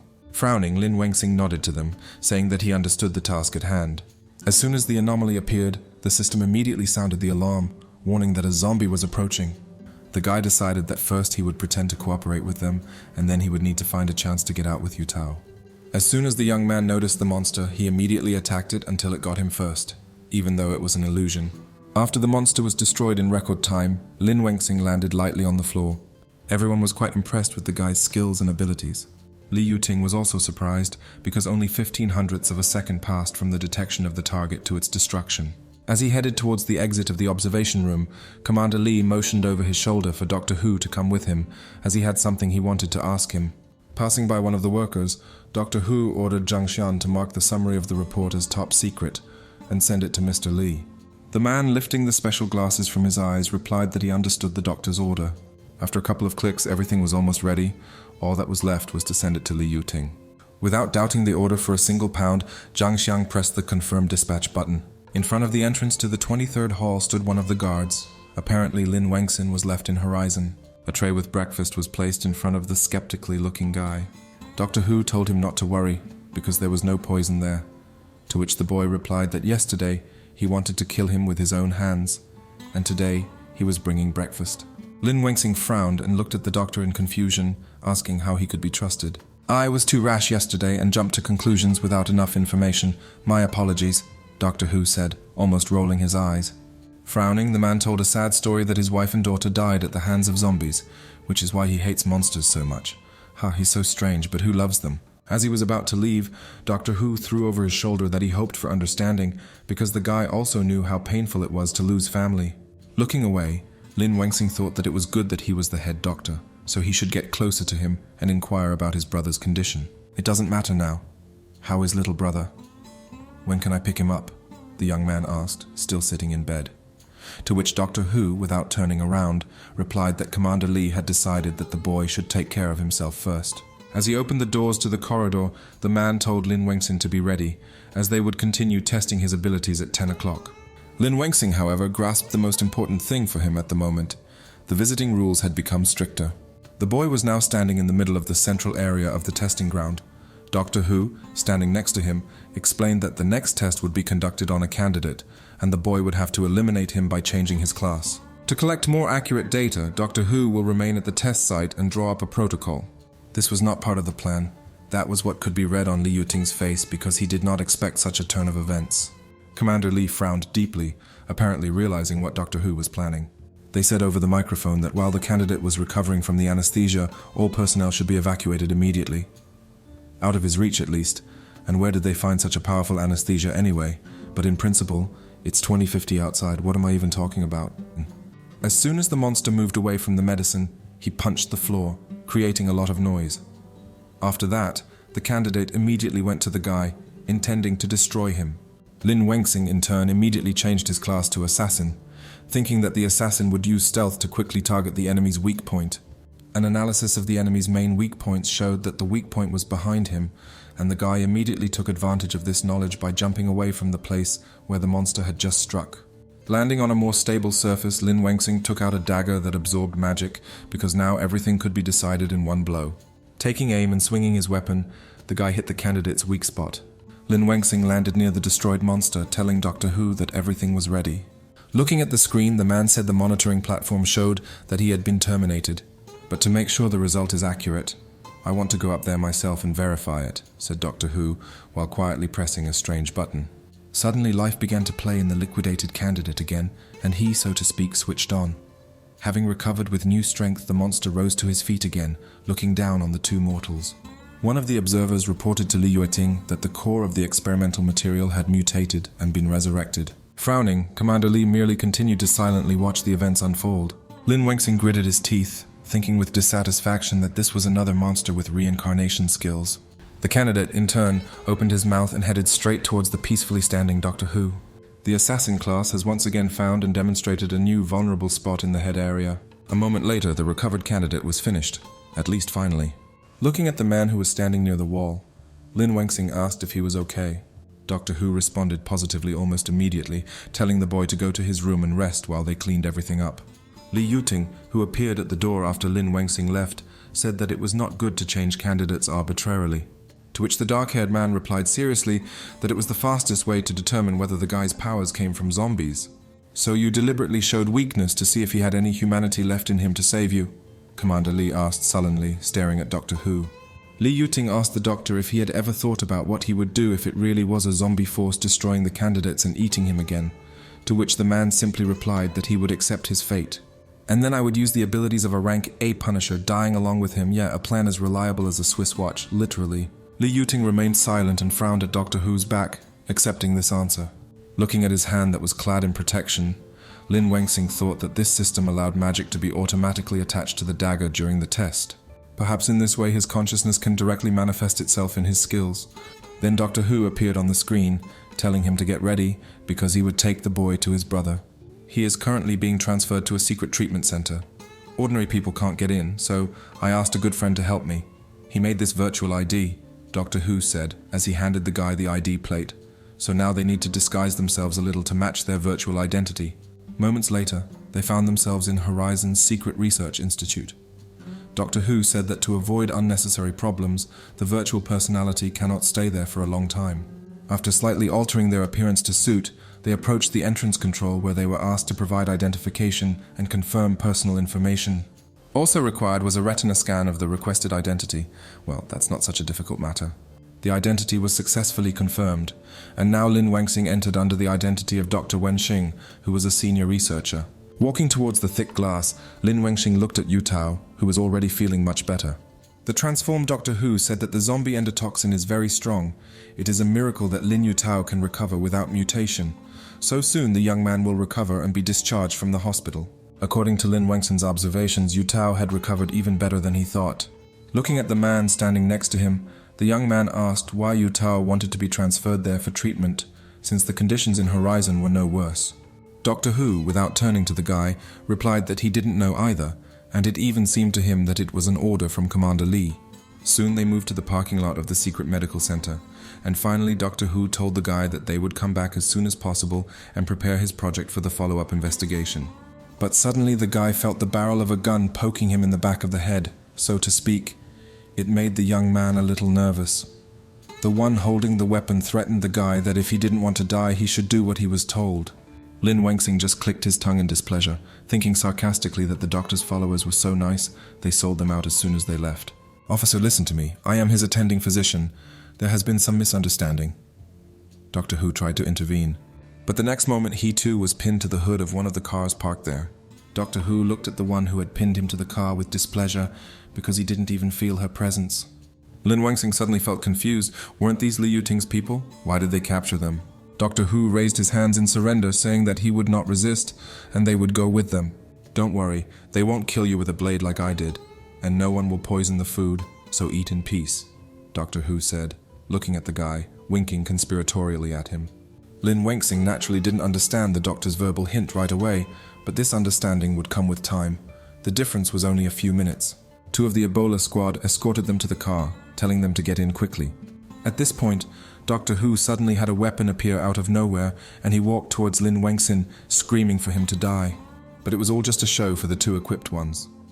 One of them shouted, asking what was going on, when Lin Wengxing and Doctor Who started attacking them. The guy created a certain sequence: activate the system, warrior class, add 25 points to the counterattack, and then turn off the system. This is already a developed tactic. The guy hit the girl in defense, but she seemed to easily block his attack. But this didn't really save her, as she flew a good few meters into the wall. Doctor Who and Lin Wengxing immediately ran away from the place where the fight had just happened. Finding themselves behind some wall, Doctor Who said that the cameras wouldn't detect them here, so they were safe for now. To which Lin Wengxing replied that he said he would kill them, so it was no use for them to hide. The dark-haired man said that Horizon had its own rules. Doctor Who said that Skyrim City is only accessible to certain people other than the Council of Elders at the top of the tower. Either rich aristocrats who don't want to awaken their power, or powerful assassins with superior abilities. Most of these people do not answer to the Ebola leadership. Minor skirmishes are common, and the council turns a blind eye to them. A little bit bigger trouble, if there is no murder, can be solved with money. But if you use your superpower and kill someone, the Council of Elders will not sit idly by. As for the research, your superpowers are a secret. Now it seems that there are traitors in Mr. Lee's research institute, Doctor Who said, occasionally glancing over the wall. At this point, Lin Wengxing started shouting, asking what he meant. Wasn't this a normal investigation? And why were there still traitors? And most importantly, what were they going to do to him? To which Doctor Who replied that he was only responsible for the implementation, so if he had the opportunity, he could ask Commander Lee directly. Now the problem is that those two have concealment camouflage and don't know their location, but we need to find a way to escape without being noticed. Lin Wengxing changed his class to Assassin and added all the points to Stealth. He wanted to see if he could detect the enemy's location. And fortunately he succeeded. The skill showed where exactly these two shell-shocked people were. Hiding himself, the guy told the doctor that he had found the location of the two. The doctor turned around, not noticing the guy, and got a little scared, to which the young man explained that he had activated the stealth skill, so he was not visible. Doctor Who was very surprised that Lin Wengxing could do it anyway. Frowning, the guy said seriously that he would distract them, and the doctor had to leave. They would meet outside anyway. But just as Lin Wengxing found them, so did they find him, even with the stealth skill. Still, it didn't stop them from sneaking up and striking. After such an unexpected strike, Lin Wengxing was slammed into the nearest wall. Doctor Who didn't have time to react right away and understand what was going on there. But fortunately he managed to put the weapon in front of him. Otherwise he would have been cut in half. After falling off the wall, Lin Wengxing said that this guy was quite strong, but before the young man could come to his senses, the shell-shocked woman was preparing to attack him again. But fortunately the young man dodged at the very last moment, leaving the armored one with nothing. But she did not lose her head, and immediately attacked with her foot, which Lin Wengxing also blocked. The young man cursed, because all counterblows were added to the number of points, so she needed to be finished off in one breath. The guy tried to hit her, but she easily dodged it. It was so fast that he couldn't calculate the trajectory of the movement, which is not very good, of course. Swinging again, the armored one hit the young man on the arm, since he managed to put it out as a defense. The shell-shocked one was already using a chokehold at the same time. Lin Wengxing couldn't predict their attacks. The guy couldn't believe that these guys were so strong. Unexpectedly, someone threw something at the armored one's head, and she fell to the ground, while the young man still did not fully understand what had just happened. The boy frowned and looked towards the thrower to see who had helped him. Behind Doctor Who stood several members of the Ebola squad.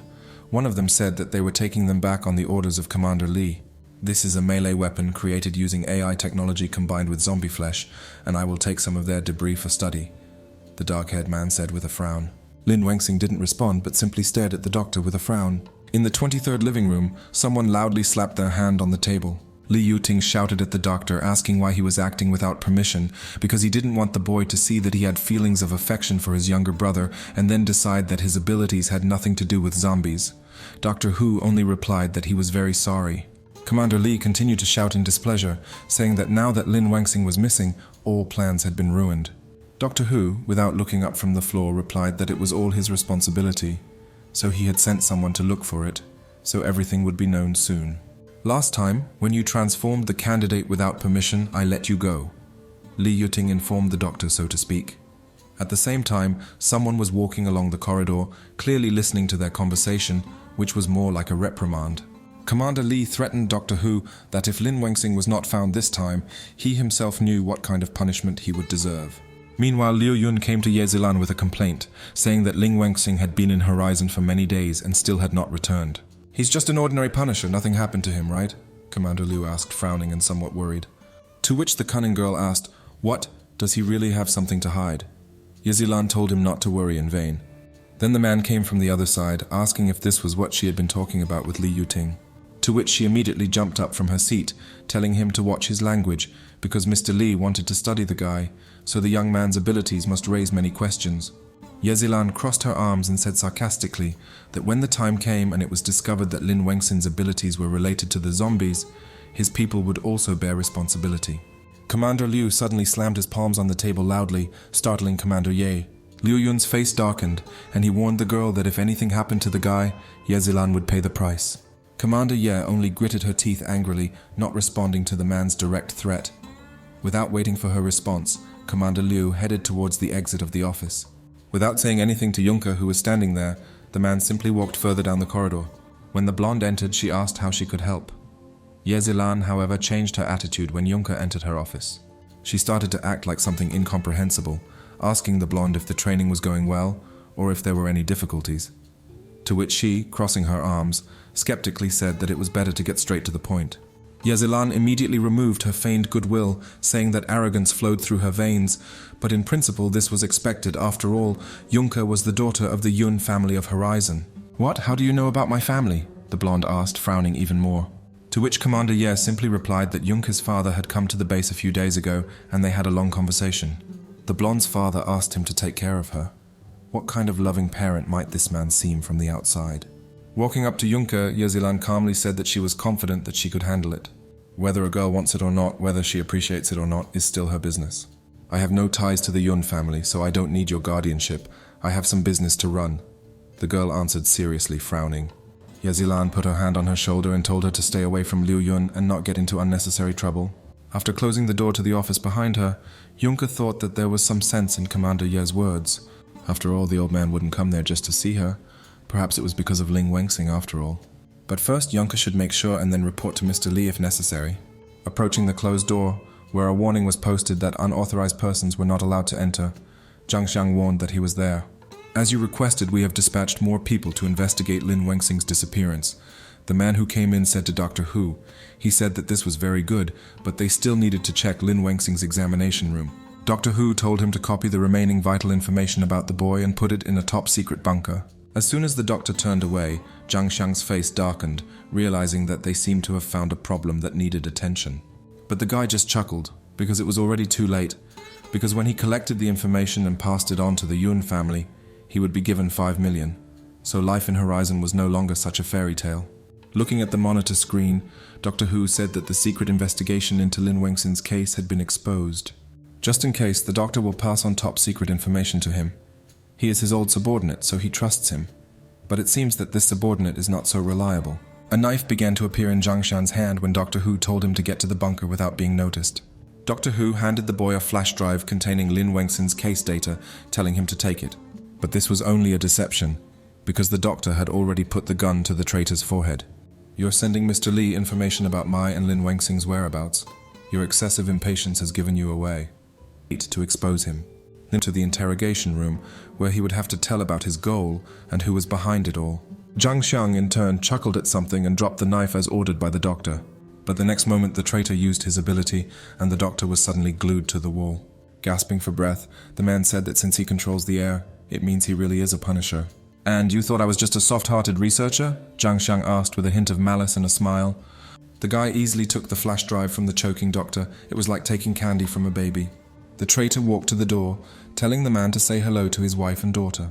But the next moment someone hit the door with great force and it flew off along with the traitor standing next to it. Lin Wengxing appeared at the threshold of the room, sparkling with power. As he began to climb out of the door's wreckage, the traitor said that this was indeed a powerful force. After getting out, Zhang Xiang said that he needed to bring the boy's corpse to Yun's house safe and sound. And all this to earn more money? Yeah, original. The traitor began to create some strange glowing ball with his hands. After which, huge blue hands appeared out of nowhere and immediately headed towards Lin Wengxin, who was standing nearby. But not a single muscle twitched on the guy's face. He simply took out his weapon and swung it at those hands in an instant, destroying them.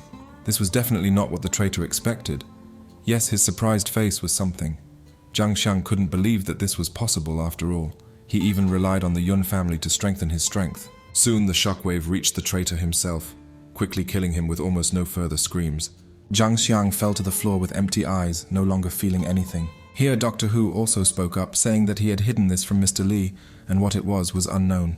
Quickly squatting down next to the man, Lin Wengxing asked him to tell him what kind of experiment this was, and what kind of power this was. But he was interrupted by the arriving Commander Li and the medics, who loudly asked what had happened there. "Didn't you agree to follow Lin Wengxing's plan? Why didn't you send a signal?" Li Yuting asked sullenly, sitting down next to the doctor. To which he replied that there was no need for an ambulance because right now this was the best solution. Li Yuting's face darkened, and he realized that he should have guessed that the doctor was determined to die and not let him conduct the examination. Lin Wengxing told the doctor to wait because the ambulance team would be there soon, but the man only replied that there was no need. Dr. Hu told the boy that his power was indeed related to zombies. Lin Wengxing couldn't believe that this was true.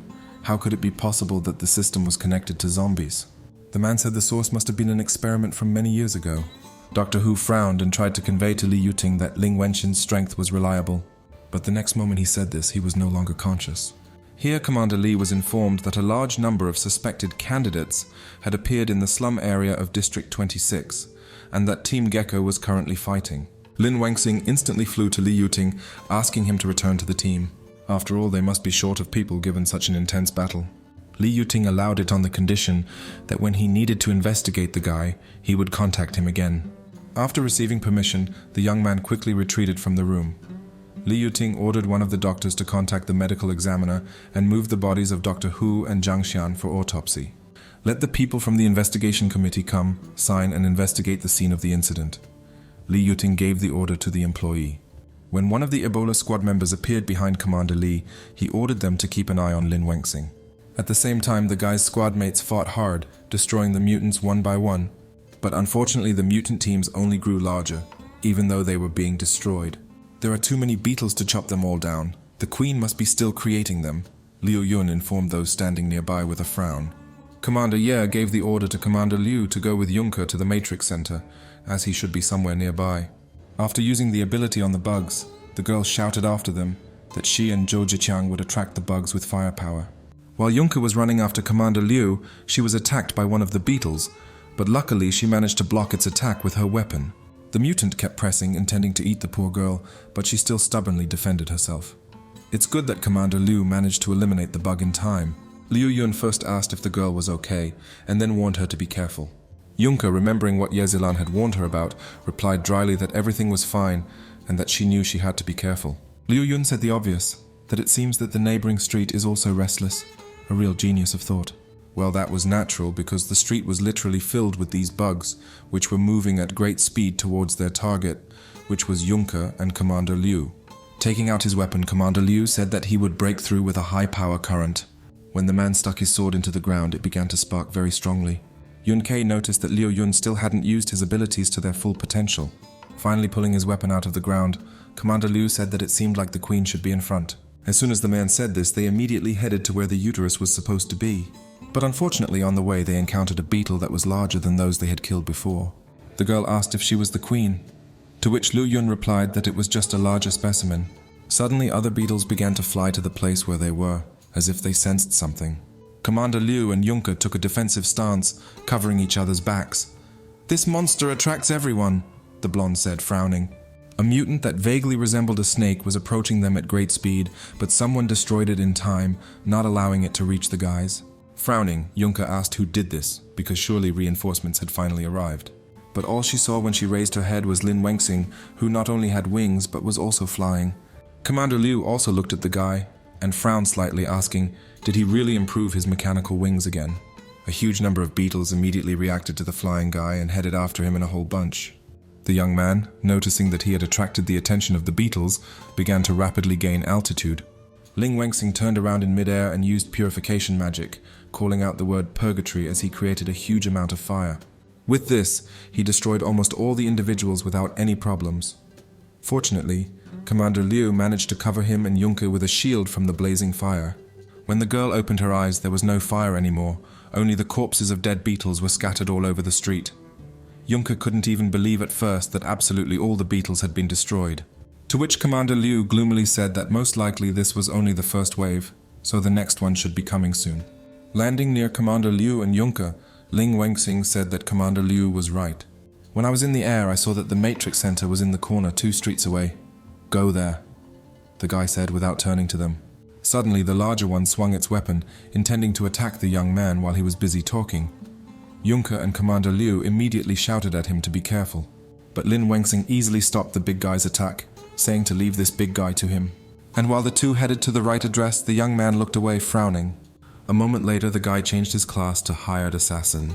Lin Wangxing had already decided in advance that he would use a slashing skill. By attacking this huge person of bugs, the guy created some kind of huge whirlwind, which looked more like a tornado in broad daylight. When the guy finished with this mutant, he was noticed by the rest of the squad which was nearby. Ye Zilan no longer knew whether to be happy or cry over the fact that Lin Wangxing had returned. Commander Liu and Juncker, destroy the Matrix Center. We need reinforcements as quickly as possible, the guy said seriously, not even paying attention to Commander Ye's question. The young man decided that he would start with Juncker and find out what the traitor Zhang Xiang said about the Yun family. Ye Zilan still couldn't understand why he had returned. because there was no way Li Yuting wouldn't have found out anything. Yunka continued to destroy the bugs one by one. Commander Liu asked if she was okay, to which she replied almost casually that everything was fine, there were just a lot of bugs. And because there are too many of them, they get underfoot, preventing you from getting to the queen. One particularly huge and aggressive candidate roared loudly and struck the place where Liu Yun and Yunka had just been. Fortunately, they managed to jump away from that place. Leaning against the wall, the girl prepared to jump from the spot, having said before that she would attack from the wall. Yunka jumped on one of the candidates, screaming for him to die, but the beetle attacked her in return. Luckily, she managed to put her axe in front of her.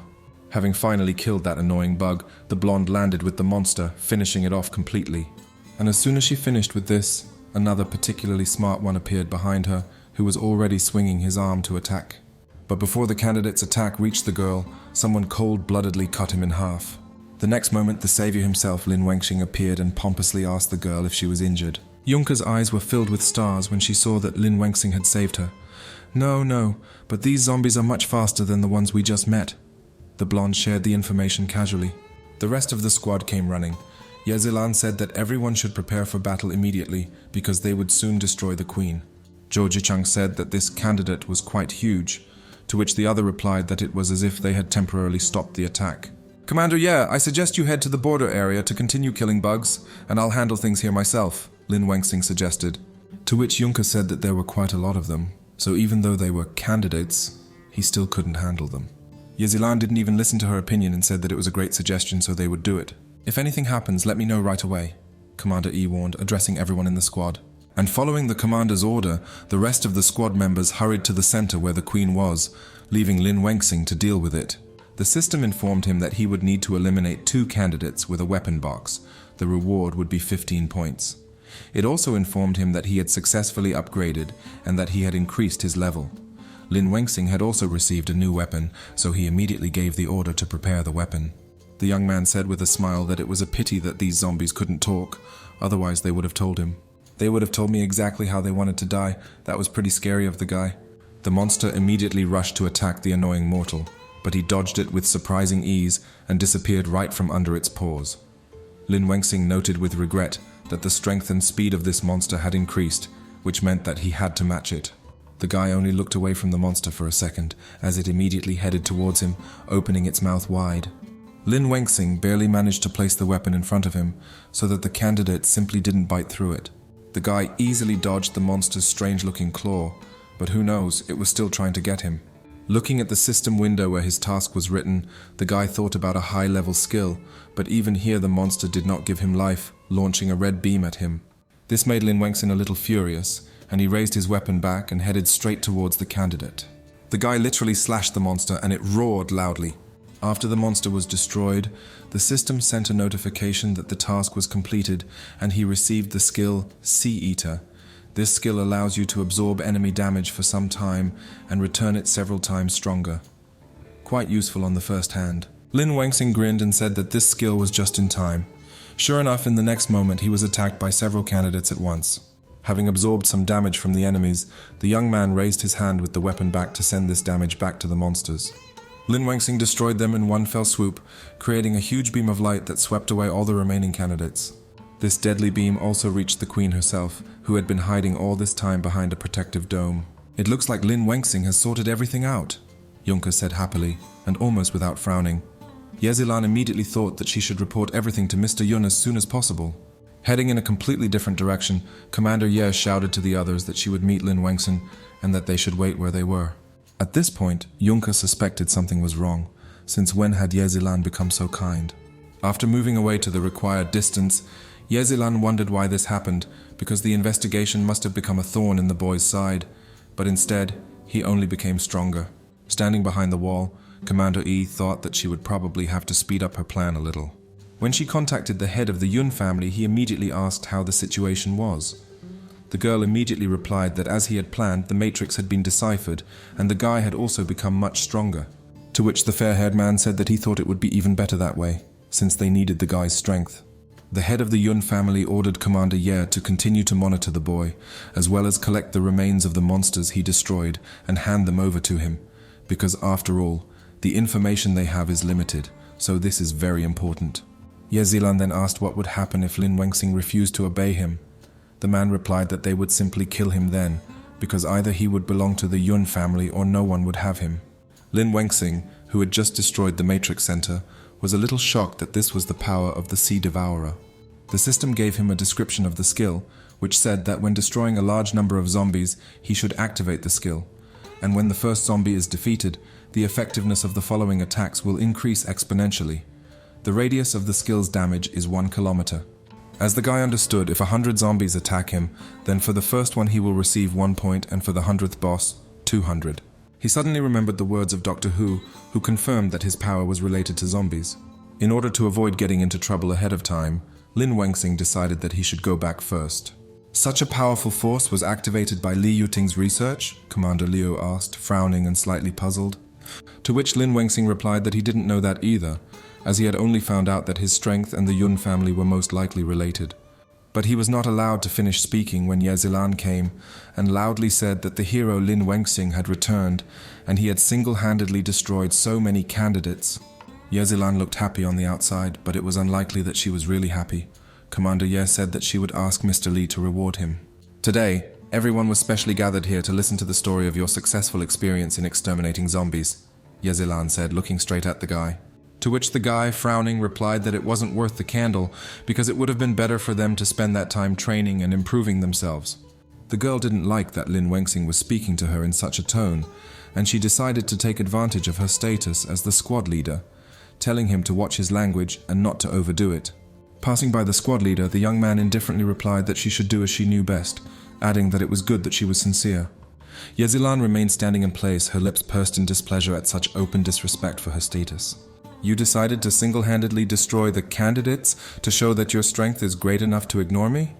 Ye Zilan thought, frowning as she looked at the back of the guy who was leaving. Frowning even more, the girl thought that when he became useless, she would definitely kill him, and he would die a terrible death. Meanwhile, Yunka was at the Gecko base, training unlike some. Lin Wengxing joined her, asking if she minded having company since she was training alone. To which she said that it was the first time he spoke to her outside of a battle, and this seemed to astound the girl. While training with her, the guy asked her why she didn't come to the meeting. Yunka replied that it was so boring there that it was better to run. The blonde asked in response how he was doing in Horizon and if everything was okay. Lin Wengxing replied that it was nothing special, he just had daily research and interrogations. Hearing his tone, the girl realized that Lin Wengxing definitely didn't want to talk about this. It's very strange that you were asked to do this research. What's the reason? Yunka asked as she continued running. The young man replied that after saving Ye Zilan when she was attacked by the zombie king, she suddenly complained. Hearing his answer, Yunka was very surprised that he saved her, and she blamed everything on her healthy head. She really has the courage to finish her off right now. To which Lin Wengxing simply replied that if he hadn't saved her, the zombie king would have eaten her and become stronger, and then it would have been much more difficult to kill him. The blonde simply said that in his place, even if she wouldn't have killed her, she wouldn't have saved her either. Handing the boy a bottle of cool water, Yunka said that he could stay in Horizon, since many of the Punishers wanted to stay. She said that she also heard that his brother was being treated here. Yunka asked why he wouldn't come back, to which Lin Wengxing replied that his goal was to become the most powerful Punisher, and only then move to Horizon with his younger brother. The young man also added that the reason was not at all due to the research or illness. Yunka only thought that in today's restless world, such things were outdated. Lin Wengxing said that besides, they are a team, which means they must cooperate. Suddenly, a loud announcement was made that all members needed to immediately gather in the 29th district for a patrol mission. When everyone had already gathered at the site, Ye Zilan stood on some kind of platform and said that according to the notification from Horizon and Li Yuting's order, it seemed that there was suspicious zombie activity in the 29th district. Commander Yi ordered everyone to disperse, as this way they would conduct the investigation to the maximum. To which Lin Wengxing thought, shouldn't they split into two people, and why would they have to fight alone this time? Ye Zilan said that even though they were ordinary zombies, they still couldn't relax. Yunka frowned, apparently already suspecting something. Having given everyone instructions, the girl told them to go and check everything properly. Lin Wengxing also suspected that something was wrong. It was still too quiet. Looking around, the guy realized that he didn't feel the zombie's aura or anything like that at all. And the system didn't send any alarm signals either, as it usually does when zombies appear. Was this really Li Yuting's order? If he wanted to capture me, he shouldn't have done it secretly, the young man said dejectedly to himself. Approaching Commander Liu, the boy turned to him. to which he asked in response if there was anything suspicious there. Lin Wangxing immediately replied that nothing, but the fog was getting thicker, and now even Liu Yun himself was beginning to feel that something was wrong. Looking off to the side, Commander Liu said that it seemed like someone was following them. Yezilan, couldn't it have been a false alarm? There aren't any zombies around, the girl said to herself, already beginning to doubt. Suddenly someone's shadow passed by Yunka, and she instantly took out her weapon, getting into a fighting stance. She began to think, because ordinary small zombies cannot have such high speed, so there is a chance that it is still the zombie king. Suddenly someone's hand reached out to the blonde at great speed, to which she quickly reacted. But this reaction did not help her anyway, as the unknown man hit her hard on the back of the head. The unknown man just stood there for a while, looking at the unconscious girl lying on the ground. Liu Yun warned the boy to be careful with Li Yuting, as he was unlikely to let him go just like that. "Are you saying he sent someone to follow me?" Lin Wangxing asked, looking at Commander Liu.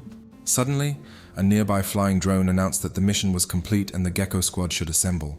Standing on the platform again, Yezilan said that news had come from Horizon that it was a false alarm from the system, meaning they should return to base.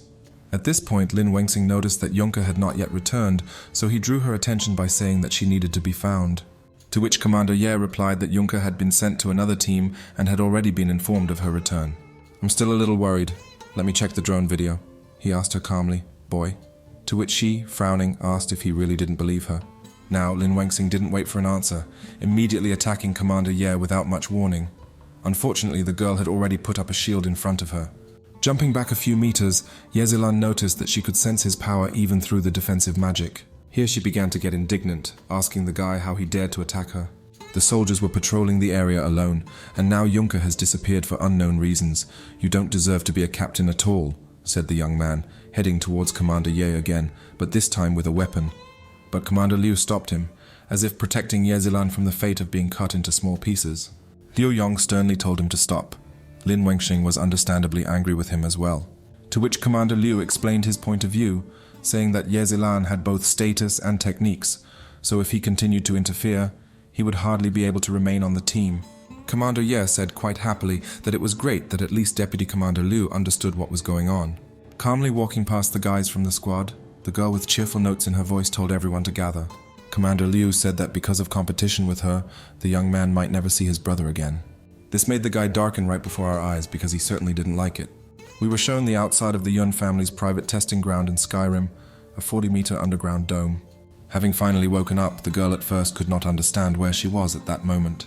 The head of the Yun family, who was also her father, immediately appeared before her eyes. Well, it was unpleasant to see a father who had abandoned you as a child right after a dream. Upon seeing him, Yunka immediately woke up from her sleep, loudly asking him what he was doing there. Starting to look around, the blonde asked what kind of place this was, because she didn't see anything recognizable. "It's been so long since we've seen each other, don't you want to say Dad?" the fair-haired man asked, looking at the girl. To which she, getting up from the sofa, indifferently replied that there was no point in this. The man said that she was as stubborn as her mother. The blonde ignored these words and asked again what this place was. Turning his back to her, the man told her to go with him somewhere. They approached the huge panoramic glass and the girl finally saw what this place was. "This is a thing we've encountered before," Yunka cried out in surprise. Right before their eyes was a giant zombie beast, not a very pleasant one, but that's what it is. At the moment, this giant zombie beast was attacking someone, not too aggressively, but not too lazily. One of the experienced punishers was fighting this zombie beast, who literally eliminated that giant with one blow. "Powerful, killed him with one blow, just like Mr. Lee," the girl said impressed, watching the battle. The man said that the punisher was of the same level as her. Hearing this, Yunka was very surprised. Frowning, the girl asked with a scream that he was really raising zombies in captivity, to which the man calmly replied that he was not interested in zombies, but that the rich loved them. The blonde asked what he meant. The rich of Horizon spend huge amounts of money, betting it on zombie and punisher battles. If the punisher wins, he gets a small share of the money. The prize amount is much larger than the reward for a regular mission. Yunka's father also said that the punishers could also take the crystals of the killed zombies and combine them with their hearts, strengthening their power. "Connect with zombies? Are you working on such a technique?" the girl asked, frowning. "And if the zombie wins, he can eat the punisher's heart and also strengthen his power. Of course, the man can kill him and transfer his power to the body of another, higher-level punisher. We risk our lives to kill zombies and protect Horizon, and you place bets for fun. Is there anything human left in you?" the blonde asked her father almost hysterically. To which the father replied that it was just a business, for which he also received money for research from these huge sums. He also suggested that she join, because isn't it better than killing zombies in the slums? Juncker turned around sharply and walked towards the sofa, saying that he would never, and that he should kill him before it was too late. The girl turned around sharply again, pointed at him, and told him to bring her back immediately. "Do you have some kind of special relationship with that guy, Lin Wengson?" the man asked, his face suddenly darkening. Yunkei squeezed her palm tightly, realizing that his target was Lin Wengson. Frowning, the blonde snapped back that no, they were just teammates. "Really? Do you think he'll come to save you if something happens to you?" the old man asked, grinning. Juncker immediately took out her weapon, asking what he wanted to do. It was already nighttime, and most likely everyone at the Gecko Squad base was asleep. Well, Liu Yun didn't seem to be sleeping after all. The man was just lying there staring at the ceiling, hugging his weapon. Rising from his prone position, Commander Liu said that it was time for him to go on night patrol. That was the reason why he hadn't slept. After putting on his uniform, Commander Liu walked out into the corridor, quietly closing the door behind him. He suddenly noticed that the door to Lin Wengxing's room was not closed and wondered why. Opening the door, the man shone a flashlight into the room to check if the young man was there.